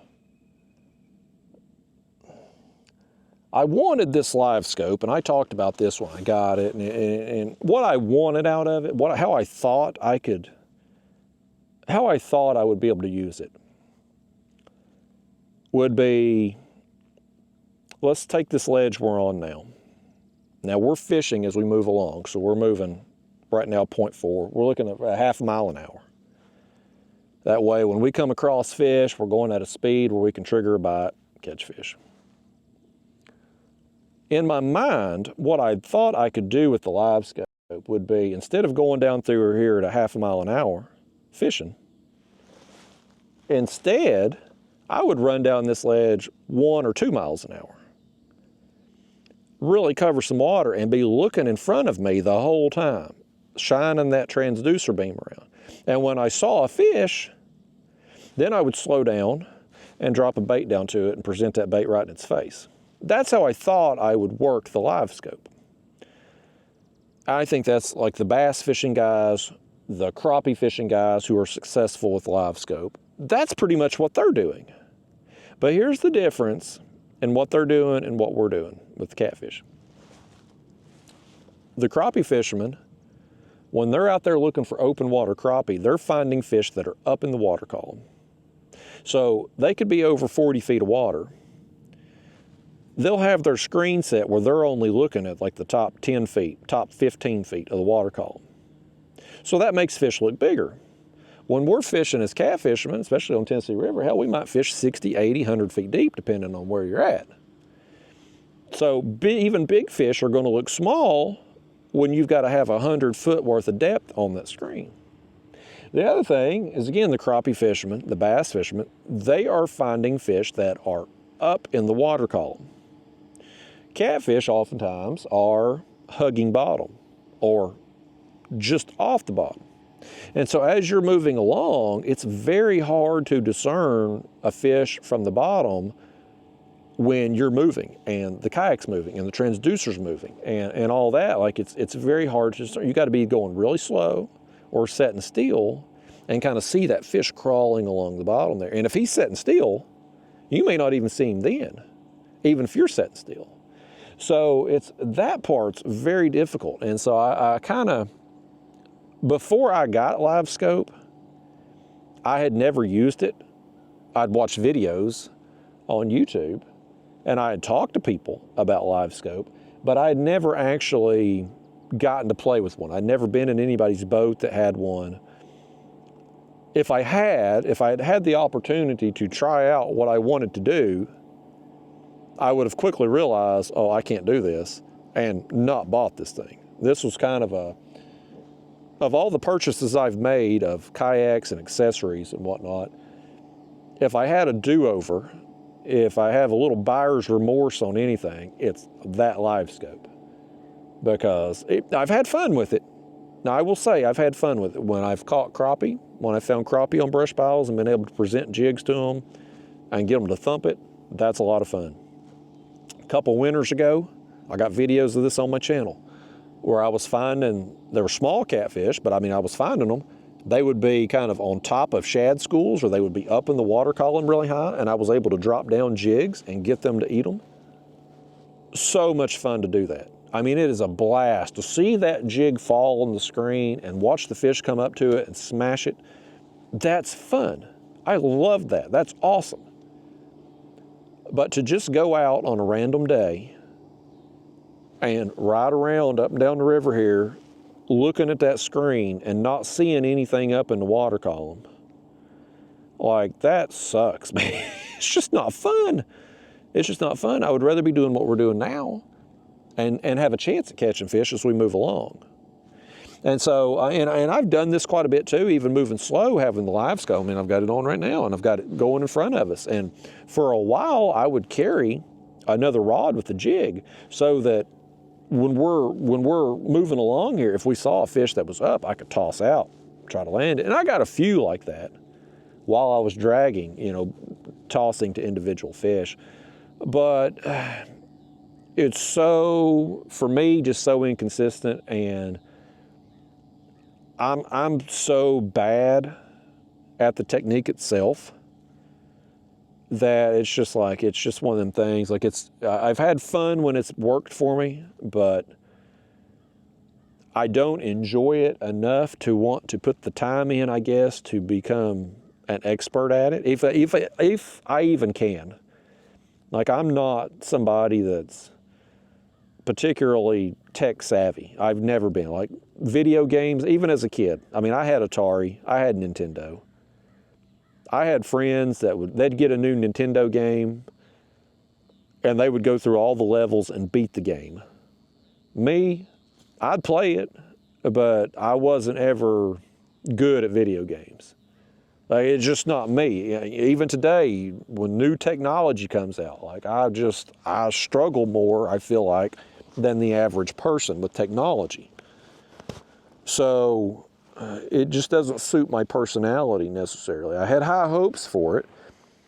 And if I was seeing fish more frequently up in the water column,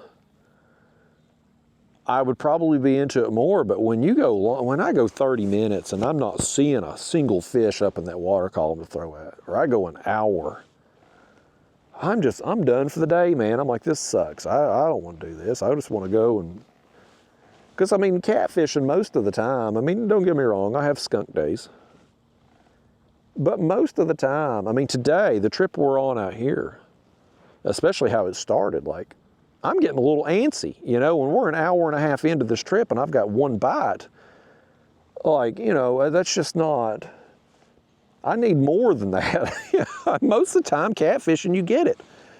I mean, if I only get one fish every 30 minutes on average, 45 minutes, like, you know, over the course of the day, you're going to catch several fish, but most of the time, you're going to get a little bit more than that, especially this time of year. We're September now, post-spawn. Like, this was typically a good month to fish, at least back home anyway, and I assume it is down here too. Like, I expect to get bit more frequently. And when I don't, and I start getting a little antsy. I'm like, what am I doing wrong? I need to change something up. I need to do something different here. And it don't matter when I go out with that damn live scope outside of the winter. I've had more success when it's really cold. Spring, summer, fall though, I suck with it. I would like to go, like, hire a crappie guide to kind of teach me more about using it for crappie.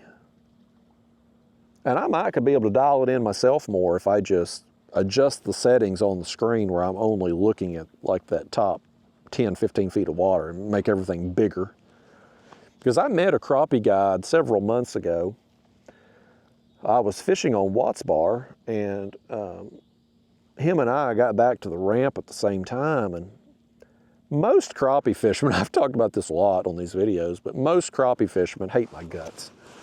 I use crappie as bait back home. Here in Alabama, like I mentioned earlier, you cannot use crappie as bait here.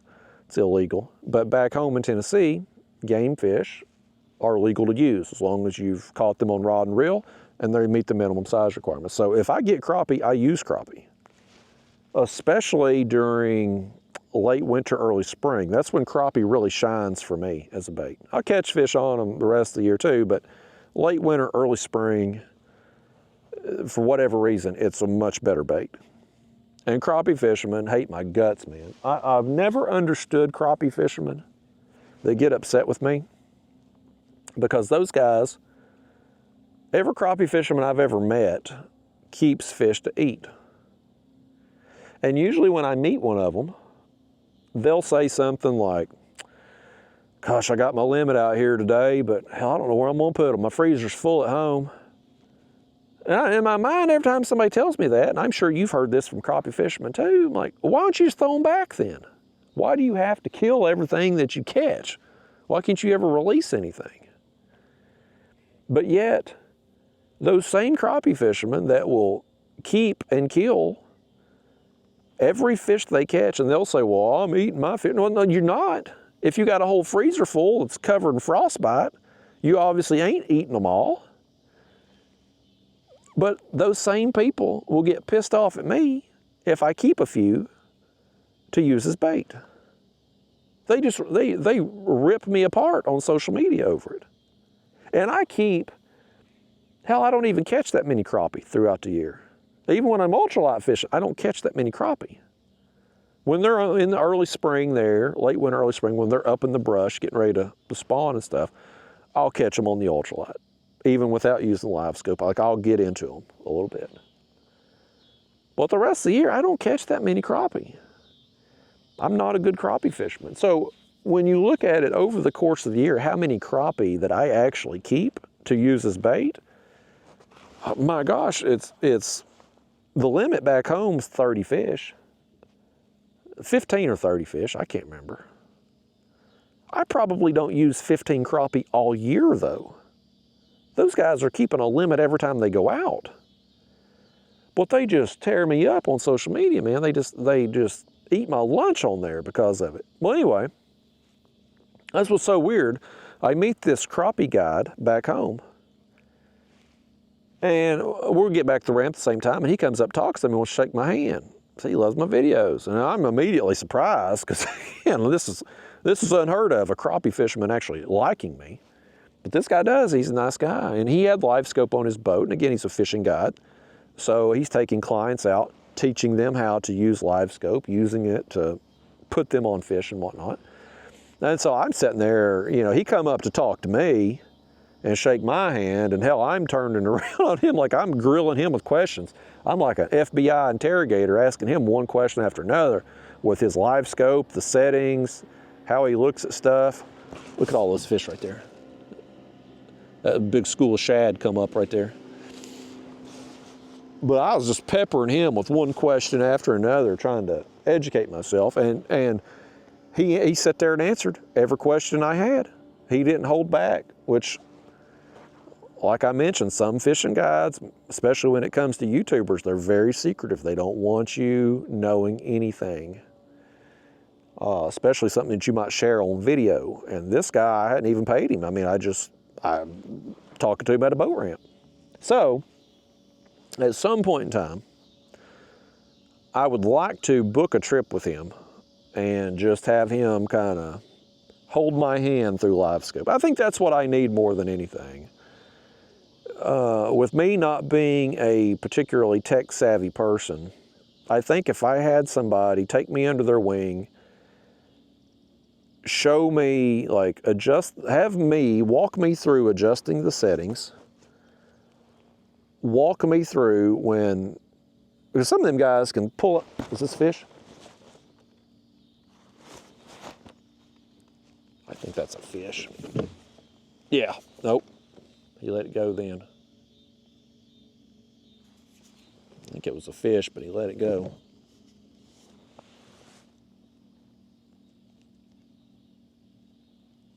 But some of them crappie guys, they can look at that screen and tell you, is that a 1 pound crappie, a 2 pound crappie?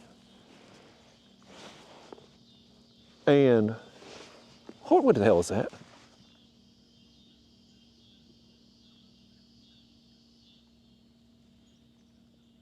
Am I crazy, or did I hear a phone ringing that wasn't mine?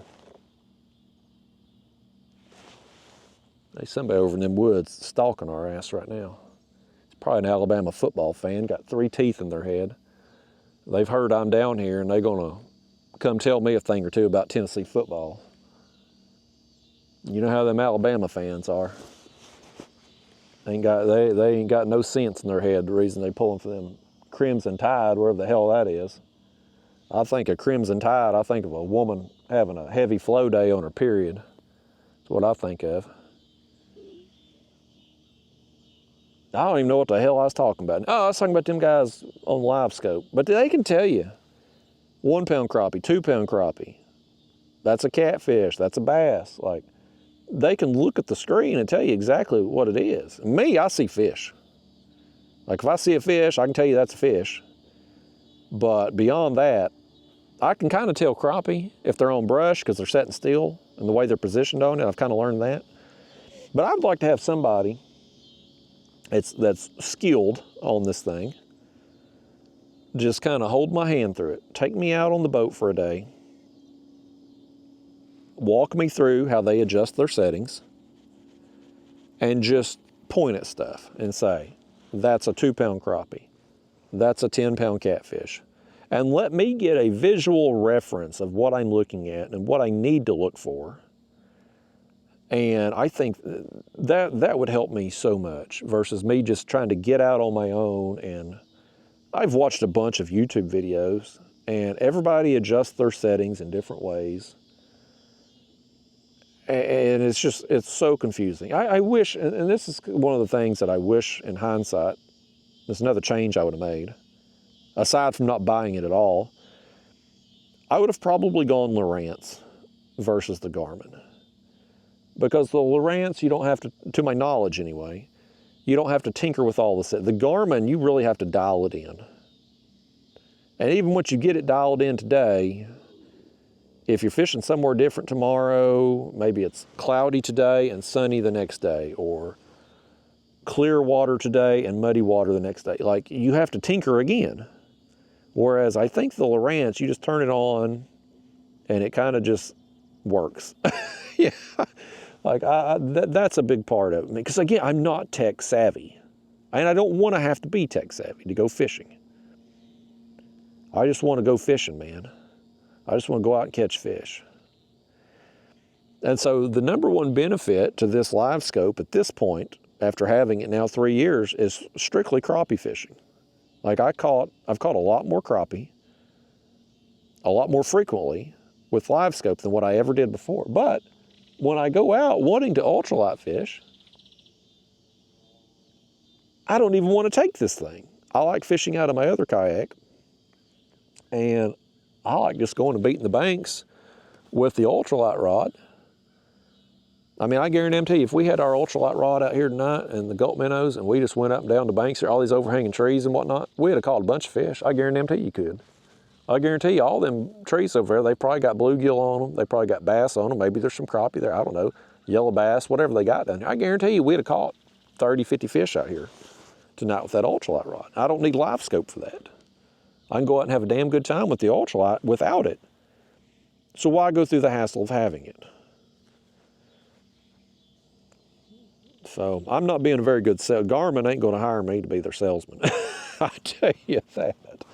I ain't selling no live scope. I think I sold a few when I first got it. I was excited when I first got it. It was the shiny new toy when I first got it.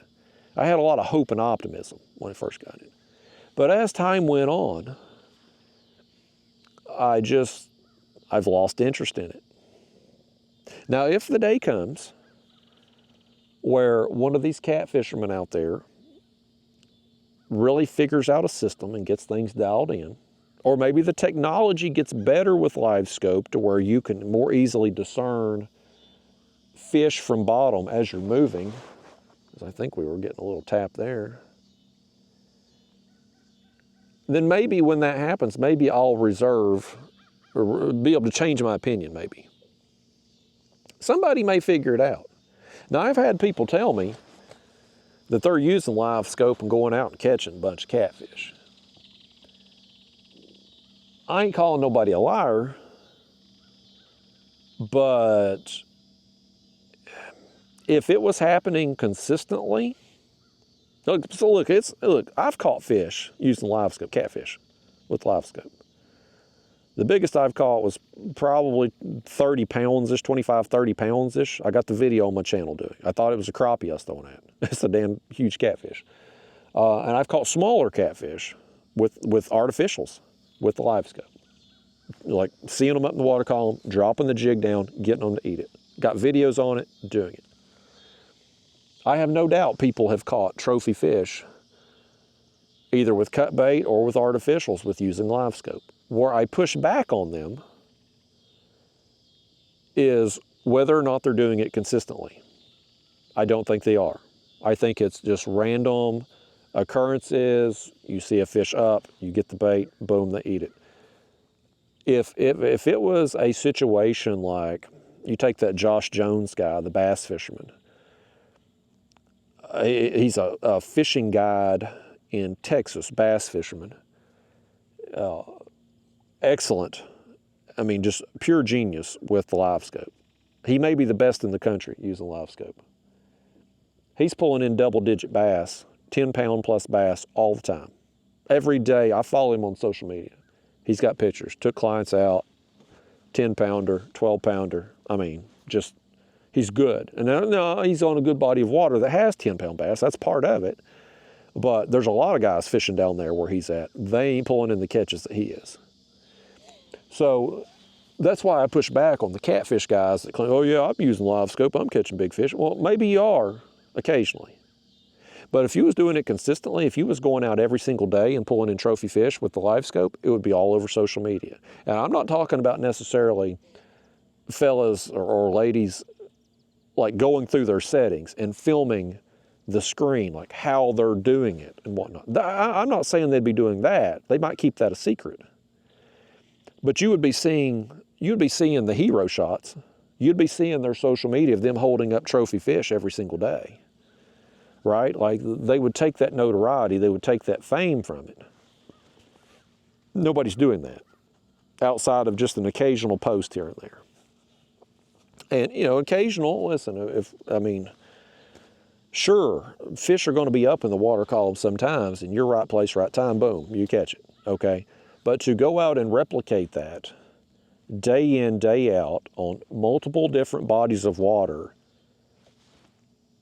show me the person doing it. The crappie guys, the good crappie guides and crappie fishermen, crappie tournament fishermen, they can do that. They can go to any body of water with their live scope and pick out the biggest fish there.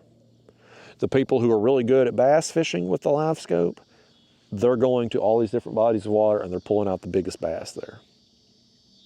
I'm not seeing it with the catfish yet, at least to my knowledge. At this point in time, as of, what was today again? September 4th, 2024, I'm not seeing it. I think eventually maybe somebody will, especially as technology gets better to where we can see in front of us on bottom and better discern fish that are laying still on bottom. But I'm just not seeing it. Now, I'll tell you this. So my friend Dewey, I need to call Dewey too. I haven't talked to him in a long time. He had some health problems. He had to stop fishing.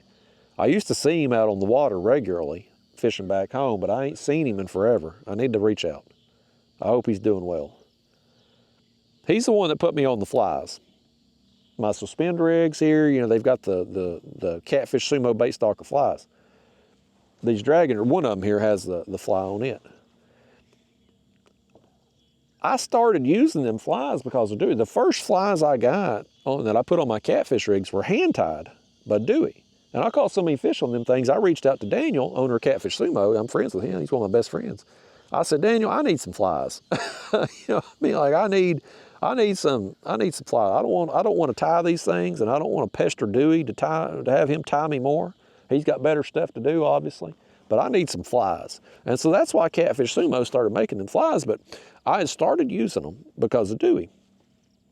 And I didn't have any hope in them things when he first talked me into it, but I was just doing it to appease him because he kept talking to me about it, and he gave them to me.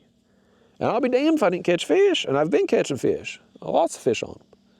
So I've stuck with it, and I like them, and I believe in them. I've got a lot of confidence in them now.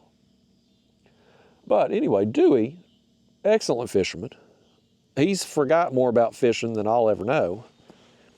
One of the other things that he talked about with me, and this is, some of y'all may have heard of this potentially, some of you haven't. Maybe you'll try this out. Touch base with me again here if you try it out and it works. So with catfish, we know they will oftentimes get down in the mud, like a mud bottom. They'll get down in it. And you'll see that oftentimes wintertime. You'll see it in the spring and the fall when you're having big weather changes, cold fronts and stuff. You'll see it. You'll pull up a fish and he'll be covered in mud all the way up his belly, sides, back, like he'll be covered in it. And those fish were down, kind of burrowed down in that mud, just sitting there. Well, Dewey figured out a way to catch them fish. He made some jigs, heavy lead head jigs. And I'd kind of done this kind of in 2017, as we got another snag here. Let's see if we can please come out. Okay, good. 2017, I got videos on my channel. I took a larger jig head, put a piece of cut bait on there, and was vertical jigging along a rocky ledge, trying to catch flatheads. My hope was that I would get down in kind of some of them crevices where them rocks were and plunk a flathead right in the face and trigger a bite and give them to eat. And I did, and I caught some fish doing that. I haven't really revisited that technique very much. It's just, I'm lazy and it's a tiresome technique. But Dewey, I was talking to him, me and him and Daniel went out to eat one night. I think this is when he told me this. He figured out a way to catch some fish that are burrowed down in the mud. He took him a heavy jig head and he made a part of a hook or a needle or something. He made a spike on the end of that jig head. So when he's vertical jigging with that heavy lead jig head, when the tip of the head would hit bottom, it had a little spike that would hit bottom first. And so he said he'd get over there on top of them fish that were burrowed in that mud, and you just vertical jigging, you working around, and when you would hit one of them with that spike, it would hurt, and they would trigger a bite. They'd attack that thing. That just stung them, if you will, and he'd catch some fish. And so, I've remembered that. That's been in the back of my mind a lot. Him telling me that, and I know he's telling me the truth because, this guy, he's forgotten more about fish than I'll ever know. He's an excellent fisherman. He's got his phone there the first time I met him. He's got to pull out his phone, show me. It's full of fish pictures, big fish he's caught in the past. He had a heart attack and had to give up catfishing because he couldn't pull in the bigger fish and pull in the anchor and stuff like that. It just wasn't safe for him to be doing that anymore. So he had switched over and became an excellent crappie fisherman. Every time I'd see him out in the water, I'd be catfishing. He had opened up his damn live well and have a huge 15, 17-inch crappie in there that he's been catching. He stayed on big fish. He got good with live scope. He was one of the people that really talked me into getting live scope. But anyway, I need to reach out to Dewey, see how he's doing. I'm a terrible friend. I never keep up with people. And he ain't on social media, or if he is, he ain't to my knowledge. He ain't. I don't know if he is or not. He's not on my social media. So I'm bad about keeping in touch with people. But where I was going with this is if live scope technology eventually gets to the point where you can see those fish that are buried on the bottom, like if you can see the outline of the top of them and be able to discern that, then Dewey's technique of that heavy jig head with the spike on it you talk about being able to tear up some fish, man, like that's going to be, and I think at some point, I mean, look at where technology is now. Look at what all they can do now with this crap. You telling me that technology ain't coming in the future? Of course it is. It's coming. It's a matter of time. I wouldn't be surprised if there ain't some prototypes out there that can do it right now that just hasn't hit the mainstream public yet. And it'll eventually, I mean, this happens with every piece of technology. The first one comes out, the first edition, it's so ridiculously priced, everybody is up in arms about it. Like, I ain't never buying, I don't need that, I'm not spending that kind of money, this is only for rich people, yada, yada, yada. Well, give it a year, and things start coming down. It was like that with the first graph I bought, I had a boat when I was 17 years old, I got my first boat. It was a Sea Arc McBass 160, aluminum bass boat, 16 foot long, kind of like a bass tracker. I remember I got my first graph, it was a Humminbird. Black and white screen, had the fish emblem, like if you would come across the fish, it'd pop up like an actual fish image on the screen. Piece of junk by today's standards. They don't even sell them things anymore, I don't think. But back then it was like $300, and this was the 90s, that was a lot of money back then.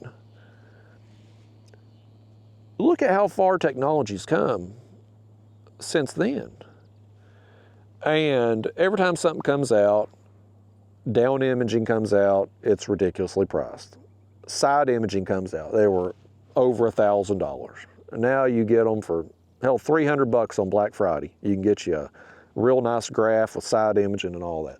Same thing with LiveScope, ridiculously priced when they come out. I paid a fortune for that one. But nowadays, are we hung or are we working on a fish here? I guess we were hung, but we're out of it now. But same thing with LiveScope. When it first come out, super expensive. I got that one on Black Friday. I think it was almost 3 years ago. I think this November will be 3 years. And it was a bundle with the screen, the LiveScope transducer system, and a lithium battery. And it was like $2,400, $2,500, I think. Now there's one coming out. I saw it on an iCast video, $1,000. So, I mean, and it's coming, and it'll get even cheaper as time goes on. So all this stuff comes down in price and gets more mainstream, gets more out there to the masses, and then the next piece of technology comes out. So at some point in the future, I'm sure it's already in development, probably already being worked on, we're gonna have a forward-facing sonar that is gonna be so much better than what we have now. Like this right here, my screen, what you're looking at, is as bad as it will ever get again. It will only get better from here. This screen we're looking at is like that old Humminbird on my first boat with the little fish emblems back in the 90s. 20 years from now, that's what people are going to think about this first edition of LiveScope. You know, it's true. This is everything, technology just constantly, especially now that we're getting all this AI stuff and these AI programs are learning how to make new things on their own, whatnot. Like it's just the technology, it's ramping up. Now, is that good for the fish and the fishery? Well, that's debatable. And that's a hot topic in the fishing community, certainly, especially in the bass fishing world. There's a lot of bad YouTubers that make a living right now, but just talking about LiveScope, taking a side on it. Don't matter what side, you can be for it, you can be against it, but if you just create a little controversy around it, you can get some clicks. The guys doing it, you never see them actually catching fish, but they talk about it all. They talk about LiveScope every damn day and get views. More power to them. If people are willing to watch, hell, take advantage of it. But whether you like it or not, it's here to stay, and it's only going to get better from here. And whether or not that's good for the fish and the fishery, if people will be responsible with it, I guess maybe it can be okay if you catch and release. But if you, like some of these crappie fishermen, and they kill and keep everything they catch, and now all of a sudden with LiveScope, they're able to consistently go out and find the biggest crappie in the lake, well, you get 50 good fishermen out there pounding a lake, you can, and they're all keeping everything they catch, buddy, you can knock out a population of big fish. Now crappie, a little bit different, I guess, than maybe some of the other species, because crappie are a fairly short-lived fish. Like I think a crappie lives, what, 3 or 4 years? Like they grow fast and they die fast. Whereas something like a bass lives several more years, a catfish can live 20 plus years.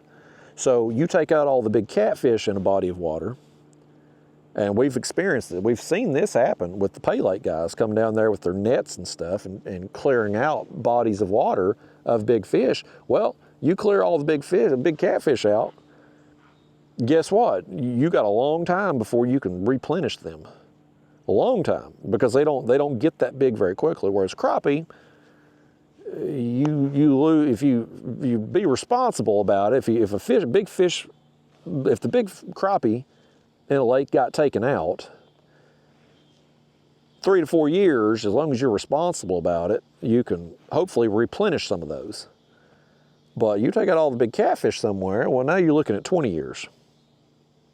So it just takes longer. And I don't know what you do with that. Is it more regulations? If you make regulations, does it matter? We talked about that with the skipjack. Good luck. If you got no game wardens, and who cares?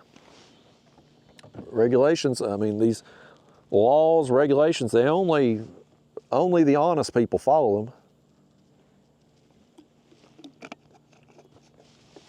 Everybody else, the criminals, they don't care. All they care about is if they're going to get caught. So if they know they're not going to get caught, having a law ain't going to do nothing.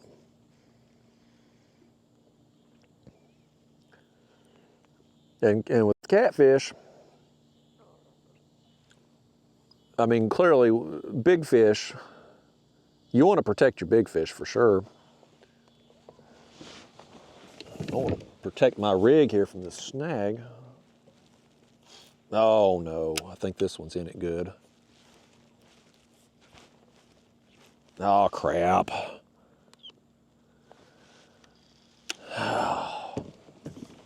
This area, buddy, we've got some good fish today. Not many, but we've got some good ones.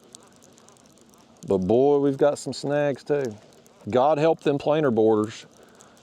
If them planer boarders try pulling through here, they're gonna be in for a time.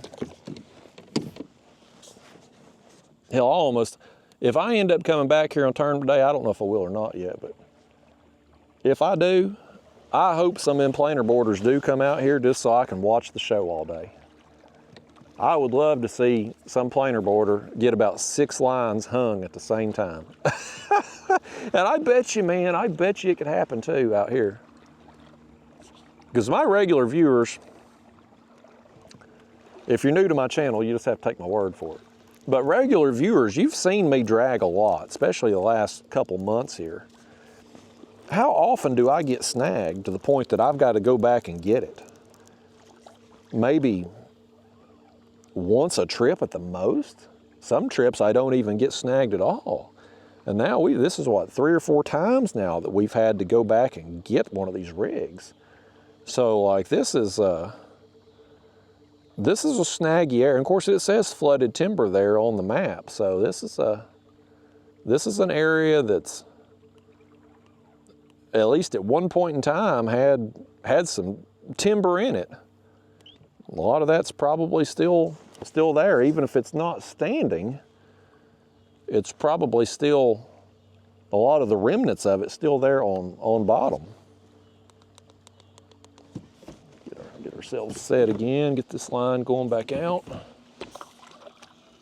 me fix this. Our sinker here. Our leader's got all twisted up around our main line. Well, how y'all done that? There we go. I need to retie that before tomorrow.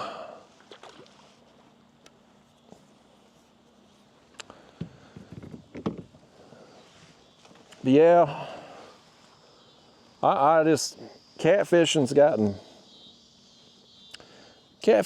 so popular that you've got to do something to protect the big fish so that we have them long term. And you've got to do something to protect the bait that we use for the big fish, because, I mean, just looking at the skipjack, my gosh, I mean, bait stores are selling them $7, $8 a piece at home.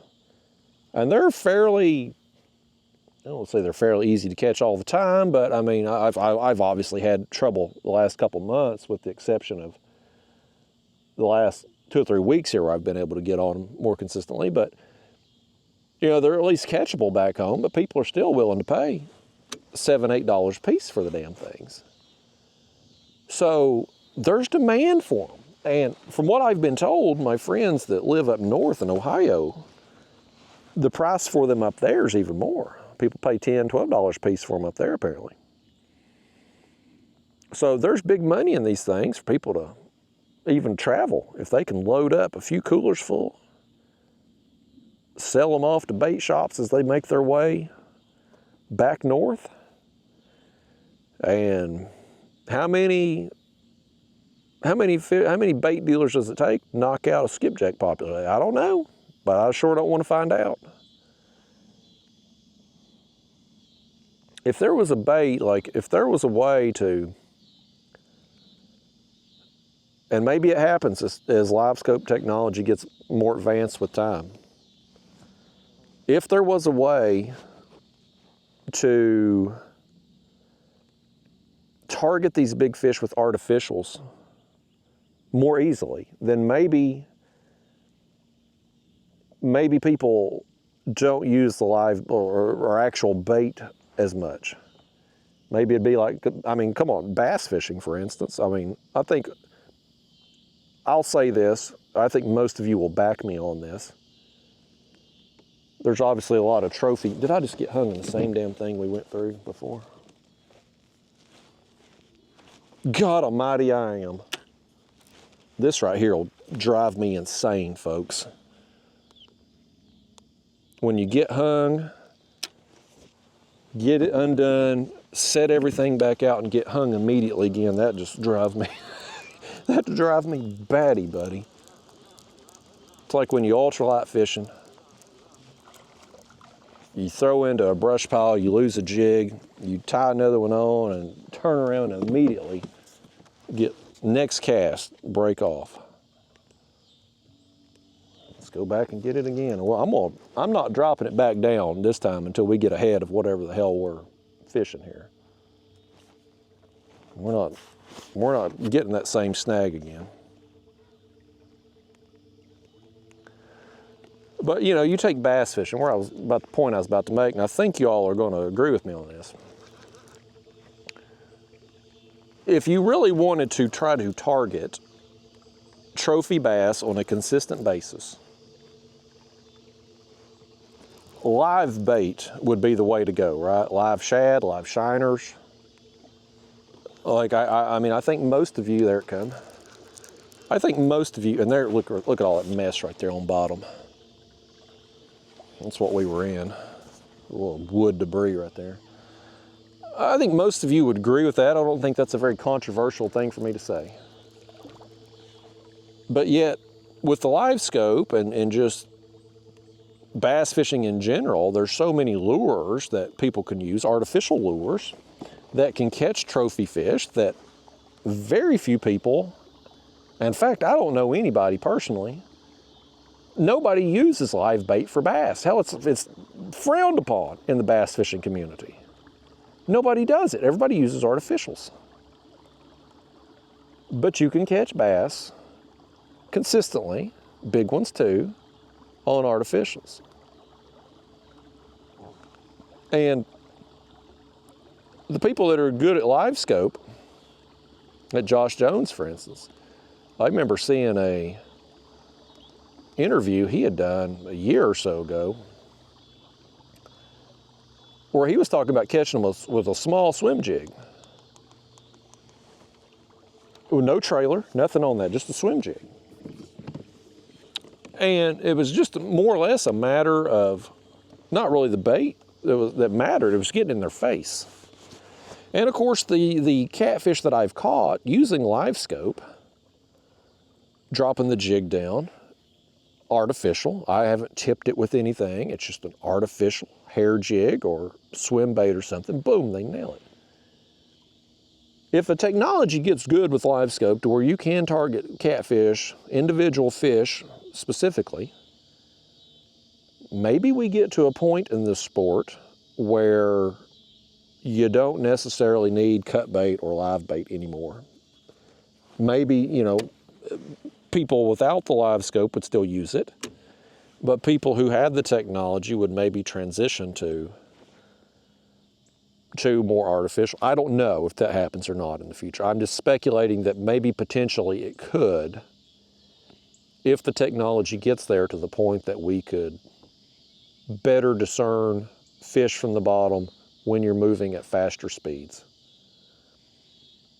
That's just, I'm just thinking out loud here, okay? I'm not making some Nostradamus prediction that such and such is gonna happen. Oh my God, are you serious right now? Are you serious right now? We just got everything set back out.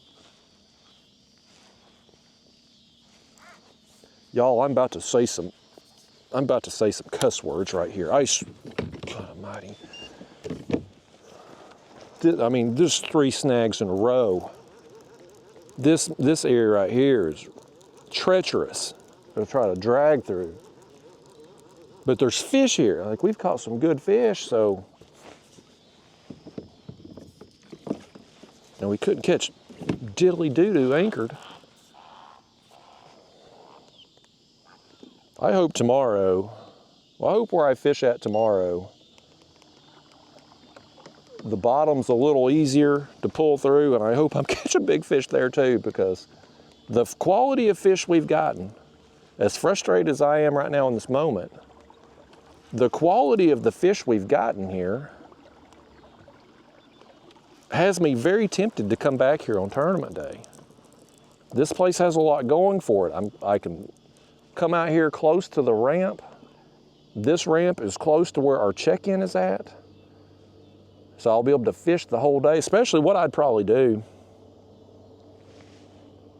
I'd probably launch and go downstream for tournament day and work my way back up. That way I'm probably maybe finishing my day up in here somewhere. I'm close to the launch. Because as we're getting farther up in here, hell, the snags are just getting worse.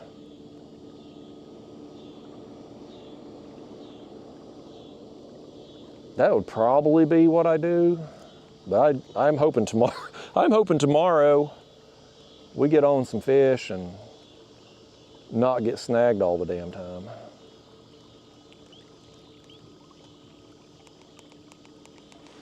Okay, let's let that one back out.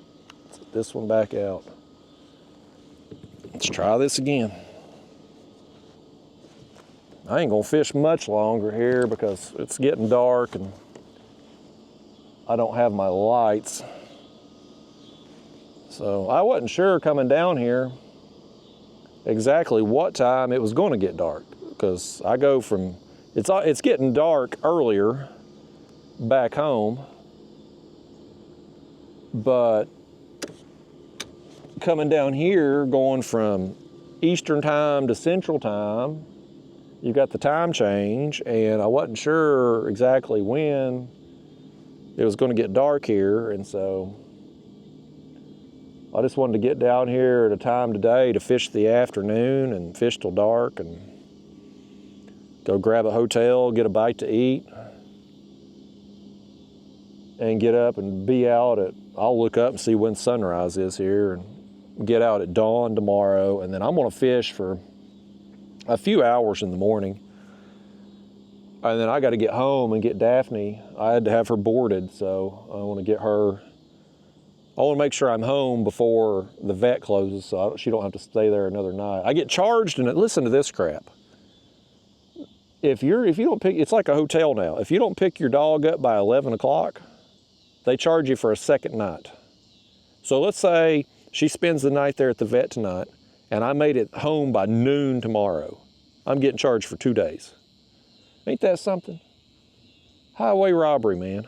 But anyway, I don't want her to have to spend another night at the vet. I want to make sure I'm back, and so with the drive and the time change, I want to make sure I'm out of here by noon tomorrow. That way, in case I hit traffic going up 75, I'll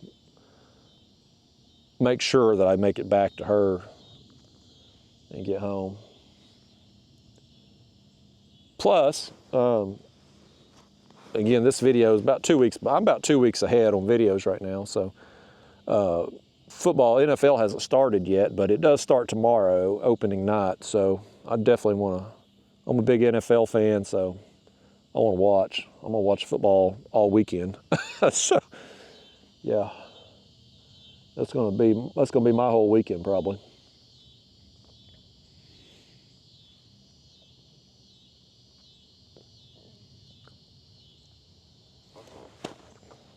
Dang skeeters down here. Boy, they got big skeeters in Alabama too, I reckon.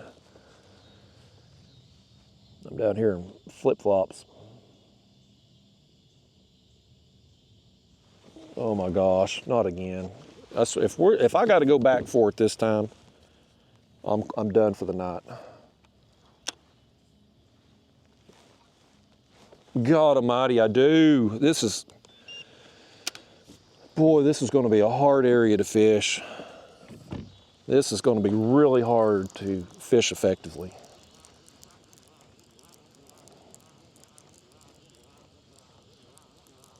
If the current, I'm thinking out loud here again.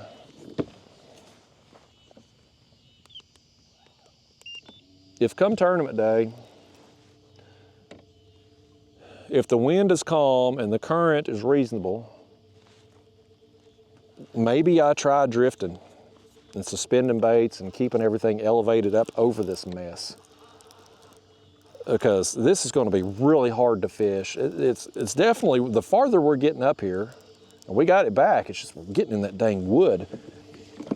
It's going to be really hard to fish. I mean, for me to get snagged this many times, y'all, I mean, seriously, this is a lot of snags to the point that I got to go back and get it. You've seen, I mean, my regular viewers, you've seen me drag baits on these unedited videos.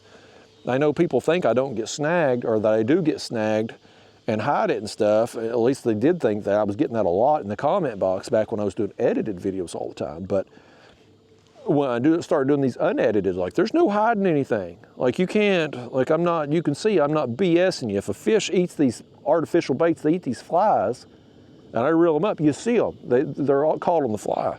And same thing when I'm dragging. When you see me drag in some of these unedited videos, I'm out there 3-4 hours pulling baits, don't get a single snag. You see it. So these rigs are very good rigs. But boy, this mess we're going through here, man, this is multiple snags. This is going to be real tough to fish. But we got some good fish tonight. We didn't get many. What did we end up with? 4 fish? Is that right? 3 fish. What did we get? 3 or 4? I know we got the big one. We've got 3 or 4 fish tonight. It's been very few fish. But the quality has been good. And tournament day, I just need 3 fish. I got 8 hours. I need 3 fish. We'll see how tomorrow goes. Maybe I come up here and I fight these snags again. And of course, when you fish somewhere new, I'm making my way back down here to the car. If you want to see more fish caught, you'll have to click off this and go to the next video. I'm done. That snag, I'm done with. I've seen enough out of this place. We know the quality of fish that's here. But, and it's getting dark too. I'm gonna make it back to the car here before it's completely dark. But when you fish somewhere new, even if you're fair, and I don't feel like I'm not a great fisherman, but I'm good, I'm competent. Everywhere I've ever gone catfishing, like I've been able to figure it out. Maybe not on day one, but like I've been able to figure it out. I've been able to figure out how to catch fish there. But when you fish somewhere new spot, new body of water, you may not have a lot of confidence in it. And that's kind of where I was at here at the beginning. Like, I looked at the map, the condition, the winds, thank God it's calmed down and everything. But at the time, I'm like, well, it's too fast for me to drift. We got all the weeds and stuff. I didn't want to try dragging. Let's try anchoring. I looked at the map and I'm like, okay, these look like good anchor spots. That hole right there in the creek mouth. But when we wasn't getting bit, kind of start to lose your confidence a little bit. And thankfully, tried dragging here and, you know, and didn't have all the weeds and stuff like I thought we was going to have. And we got some fish. And so now I know coming back on tournament day, there's at least the quality of fish that I need here to have a chance at winning. They're here. Boy, it's going to be an ordeal trying to pull through this all day. 8 hours of snags. That's a lot to ask for. That's a lot of frustration. But again, tournament day, you need 3 bites. You need 3 big bites. I will probably, you know, be pulling 2 baits if I do this on tournament day. I'll do a head and a chunk. But I think on tournament day, you see a pattern like the fish we got, man, every fish was on. Well, we had that one big takedown. Yeah, we had that one. Was that our 4th one maybe that took down the head bait but didn't stay buttoned up? It felt like a big fish in the short time I had it on. But most everything was eating the chunk. You know, if you see something like that happening on tournament day where they're preferring a bait, you know, switch it over and go with it. If you're only using 2 rods, put on both. But I don't know, I'm just thinking out loud here. But I feel like, aside from the frustration here in the last little bit getting snagged, mission accomplished today. Come out here, we tried a new spot, we got some feedback. We know the anchor bite sucked. We got to moving, we started catching fish, we started getting bit. We know the depth, 22 feet to about 30 feet or so there. That's where we were catching some fish at. So we've got some information from today. We've got a potential spot to come for the tournament. And so we've learned some stuff. And like I mentioned before earlier on, like this video is coming out after the tournament's already over. Imagine if I posted this video before the tournament. I've showed you the map. I've showed you, if you're familiar with this area, you know exactly where I've launched at. You know, if I watched this video, never come here before, I wouldn't know where the hell this was at. But if you're from Alabama, you fish here, and I pan the camera around because I don't hide anything, you'd know exactly where I'm at. And so I don't hide anything. And so imagine if I gave out all this information right before the tournament. I mean, I'm just helping the other people out. I'm not going to do that. I'm not that nice a person. No, I'm not that good at fishing to be able to hand over all this information to the competition and expect to do well against them.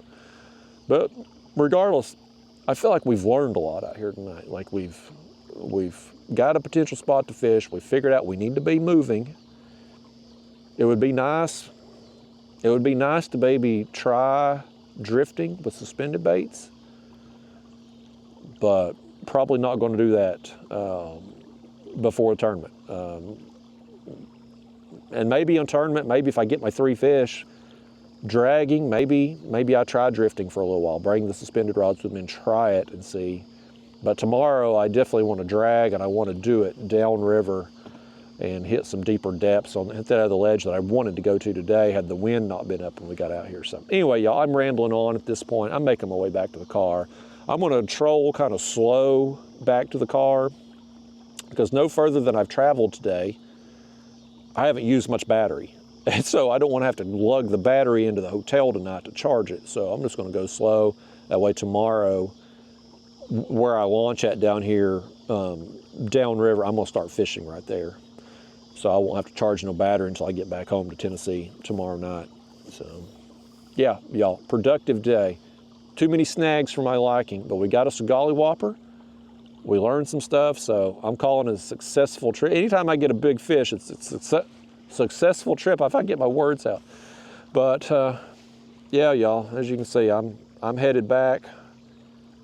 Too cloudy to have a sunset here for us, sunset view, so I'm gonna go ahead and just turn off the camera, I guess. I'm gonna try to film in the morning. So if we catch some fish, at least enough fish to make a worthwhile video, and I don't know if this one's worthwhile for you to watch or not, I'm gonna go ahead and post it even though we didn't get very many fish, but we got good quality. And I know this is a fishing video, but a lot of you watch my videos to learn, and I'm out here learning today.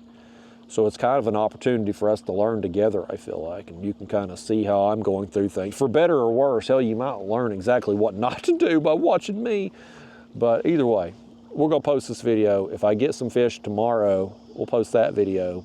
And then, because there's such a gap between when I'm down here and the actual tournament, I will probably do some fishing. Well, I know I'll do some fishing at home. So you may see some other videos and then the tournament video. But I do plan on filming the tournament. So hopefully I'll do well in it. Wish me luck for that. But I'm gonna get back to the car, go find some place to stay in this town, get a bite to eat. Let the bass fisherman over there, if he wants to go out here and fish with the mosquitoes all night, he can have them. I'll be probably at a Comfort Inn somewhere if I can find one. That's kind of my hotel of choice. So anyway, y'all, I'm rambling on. I'm getting off here. Thank you for coming fishing with me today and pulling through all these damn snags with me. Fist pump on the golly whopper. I'll see you in the morning.